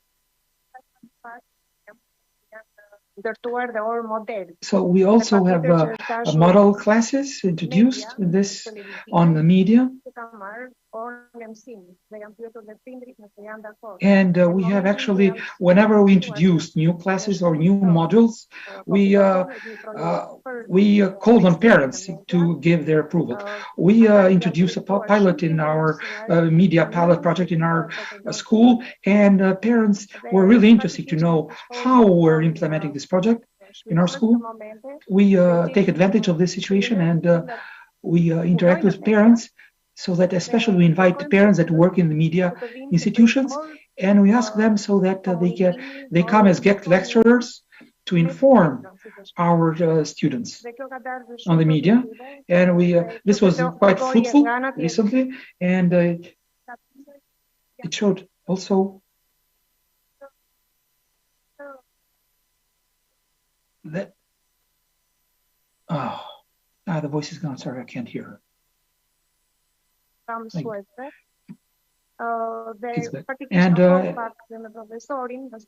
I spoke with Professor Astrid that we need some textbooks to help, or guidebooks to help parents on how they can better help or assist their children regarding the media. On the other hand, also every class we introduced the media knowledge there, but however, it's teachers that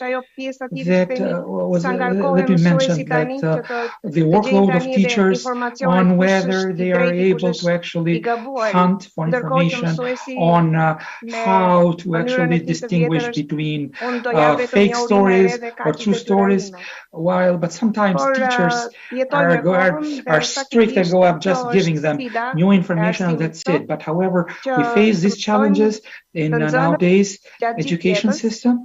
It's important that our teachers go through lifelong learning, and also so that they can hopefully instruct their students to actually do what's better for them. Well, this is nature in motion, so it's always all changing. So we need to change with times. Thank you very much. It was good to hear of the ways you invented, basically, of how to include parents into different activities that you perform.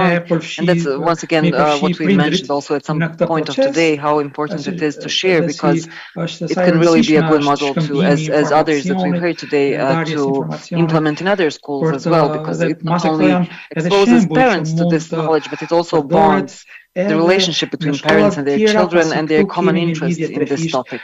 So thank you for this. My last question for Ms. Aljana Hodžić.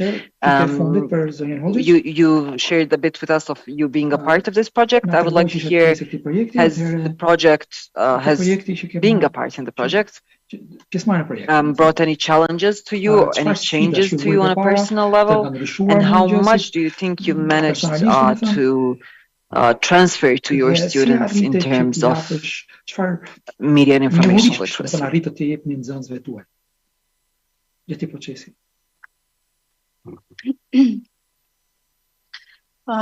Essentially, it was really nice to be part of this project, and I'm very, very grateful for this, because essentially it has turned out that most of us, in our way of working and in the methods that we apply in our teaching process, that we already work on media and information literacy. And what I have learned is that I'm on a good path, that I'm following a good direction for the future, and this is something that I should keep following in future.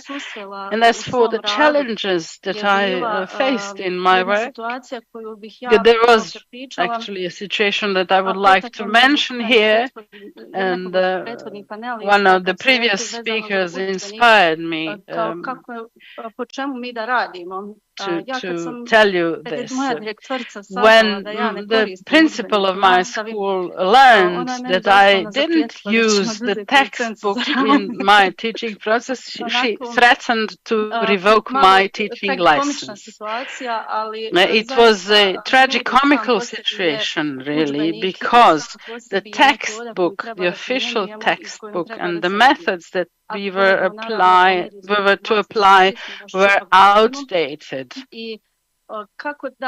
especially when it comes to MIL. So we have to find new ways to work on digital literacy, and we have to use everything and anything we can in order to be pioneers in this field and to help those who will continue this teaching process in future, because some of our students will become teachers in future. And I would like to use this opportunity to tell you something about a method that we use, and I'm going to give you a piece of information directly from the classroom. So could we make the smartphone doesn't have to be the only way for us to receive information.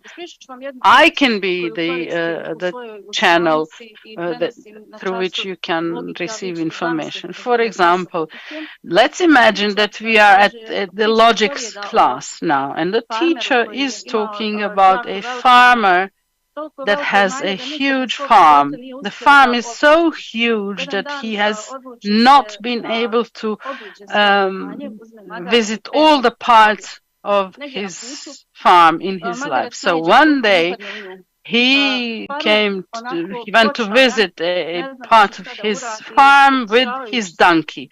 Donkey suddenly fell into a hole. So the farmer didn't know what to do. He didn't know how to pull the donkey out of the room. So he was sorry about the donkey, and he decided perhaps it was better to cover the donkey with earth so that he wouldn't suffer anymore. But as he threw dirt on the donkey used the dirt as the stronghold to pull himself up, and he eventually went out of the hole. This ancient Aesop story has different lessons that we can learn from it.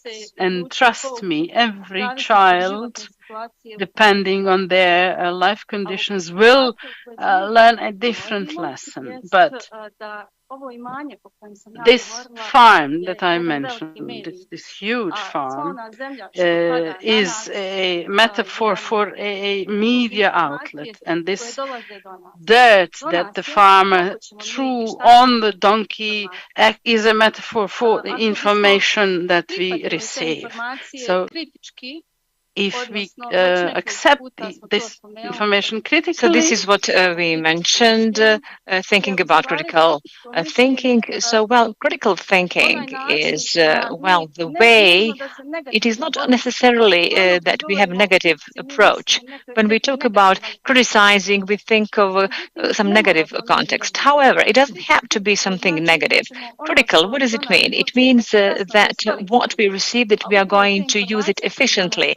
And those pieces of information that we receive, and I actually now representing media, those informations are overwhelming, and it is on us actually how we are going to filter them. So I, as a teacher, my role as a teacher, as an educator, regardless at which level we are all teachers, be that we teach our students or our children, regardless of that, we are all teachers. So our task is that we actually open that door. By opening that door, we can actually make one step forward to that one who is behind us. So it is on them whether they are going to walk through that door. We cannot just push every single person through it. But yes, we can open that door and make all we can to give a chance, to give an opportunity to all those so that they can actually see things differently and do things things differently. Back to English. Thank you. Thank you very much. Thank you also for doing this little exercises you've said with us, making us think about analogies and how we might be burdened by information daily. Before I kind of wrap it up, once again, a quick check. Are there any questions from the audience for any of our panelists? I think, I think we have covered a lot of it through our talk. And yes, I would like to thank you for participating in this panel. Thank you, Professor Vajzovic, as well, for being here through Zoom. Thank you all for still being here with us. I will ask you to stay with us for 15 more minutes, because as you remember before this panel, Borislav announced that there is something that he will share with us after the panel, and that is the presentation of the MIL MOOC for young people in Southeast Europe and Turkey. So 15 more minutes of your attention, and then be free. Thank you.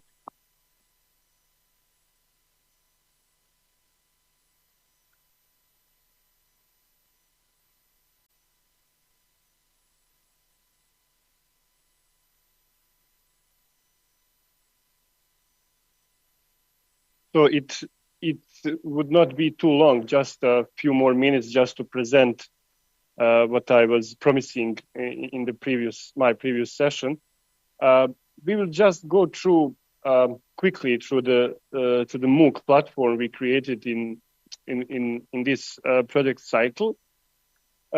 Just to repeat some major things we already maybe discussed, but just to be more precise.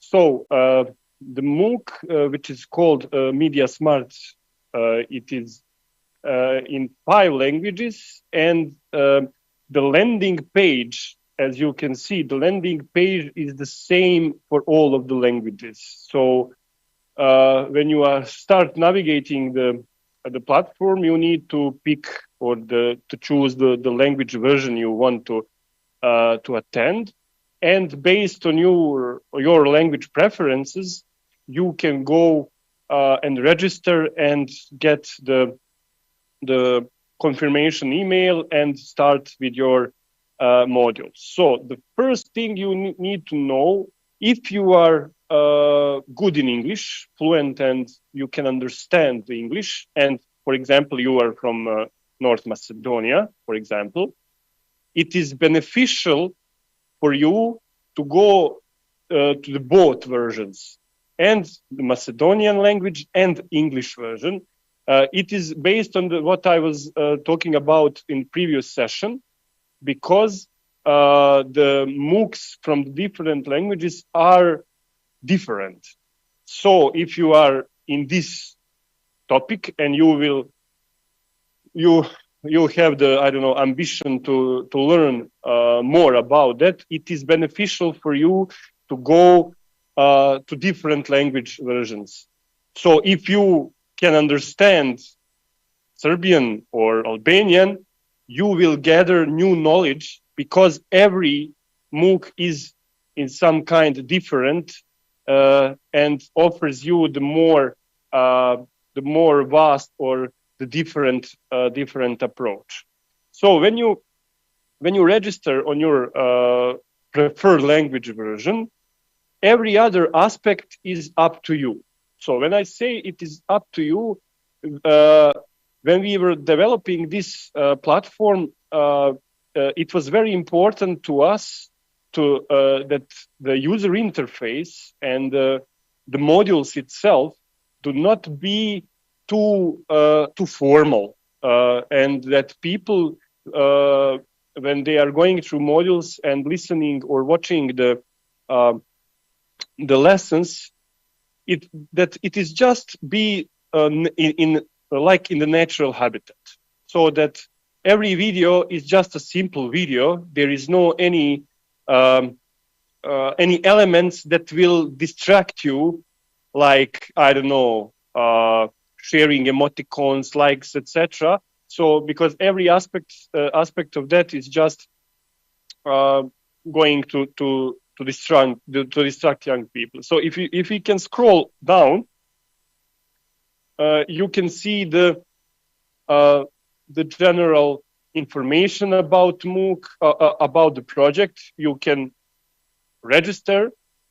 You can also see some, I don't know, if you can just click on the syllabus, just up more. It is down there, syllabus. Just to share with you the content of the modules. There is a slider, syllabus. So you can see the structure of the modules. So when we were discussing with our experts about what they should cover in their lessons, this is the modules and all of the information they got. So they got the headline and they got the couple of items or ideas about what they need to think about when they are covering those modules. But every aspect in the approach when they were giving lectures and recording it, it was completely up to them. And they were encouraged not just to, okay, they need to prepare themselves. They are scholars in the end, but they were encouraged to be, or in some situation that they can improvise, because it is a more natural for the young people who are following that note. So, what is the general structure of the course? So you can do just two things, just to not overburden the young people and others who are interested. You can watch the video lectures and you can do quizzes and the final exam, and that's it. There is no any distractions in the case of the, I don't know, some other aspects. Okay, maybe in future phases we will add more functionalities, more features, but for now you can, as you can see the lectures, see the modules, and you can follow them. In order to go to the final exam, you need or you don't need to watch everything if you are familiar with some topics. But if you want to go to the final exam, you need to check that you finished that part of the lesson, so that the MOOC realizes that you gained all of prerequisites for the final exam. After you finish the final exam, you need, I think we discussed also about it, but I think it is 70% of the correct answers. You will gain the certificate. But I need to point out in the end the two things. First thing, quizzes between the modules, they are not obligatory. You can do them. You can, I don't know, do exercise with them, but it is not obligatory to gain a permission to go further or than the second module. Also, it is not too important in which order you are following the lessons. You can go wherever you like, from the module 7 to 2 to 3, etc., etc. But it is recommended to go chronologically, because it is in some case following some structure. For example, in the introductory lessons, you will hear more about the MIL itself, about conceptual ideas, etc. But when you are going to the module 6, 7, or 8, it is a more specific, and it is a more up-to-date issues regarding MIL.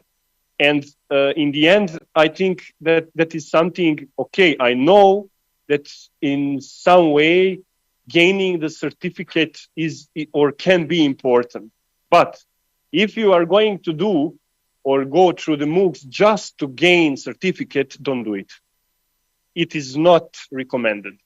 If you are going to, I don't know, just go to the modules just to be able to gain a certificate to, I don't know, get it on Instagram or LinkedIn, it is not worth it. For me or for our cause, it is much more useful that the young people who are willing to take part in these MOOCs to, I don't know, to watch everything, to think about everything, and leave the final exam maybe for later or maybe for some other occasions. But don't let that, I don't know, gaining the certificate influence your, I don't know, decision to go through that. So I think that's for now. If you want to be part of that, we are more than willing to receive your feedback.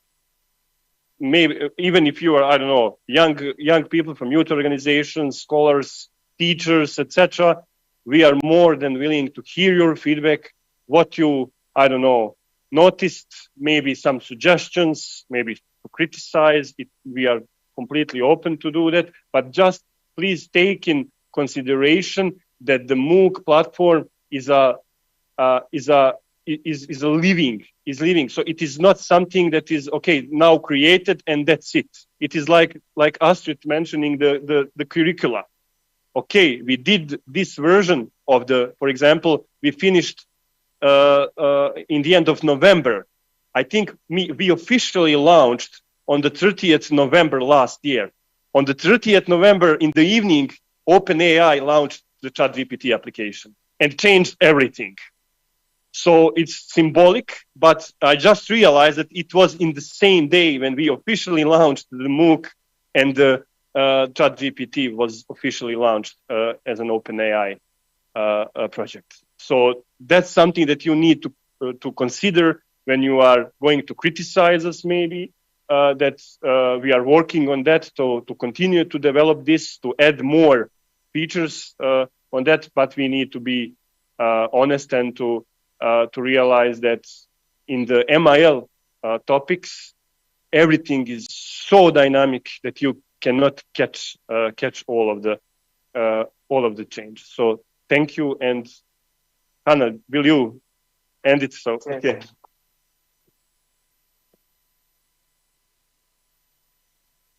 Well, for this presentation as well, make sure to check out the website that Borislav has presented and to provide your feedback if you would like to do so. And that will be it for today.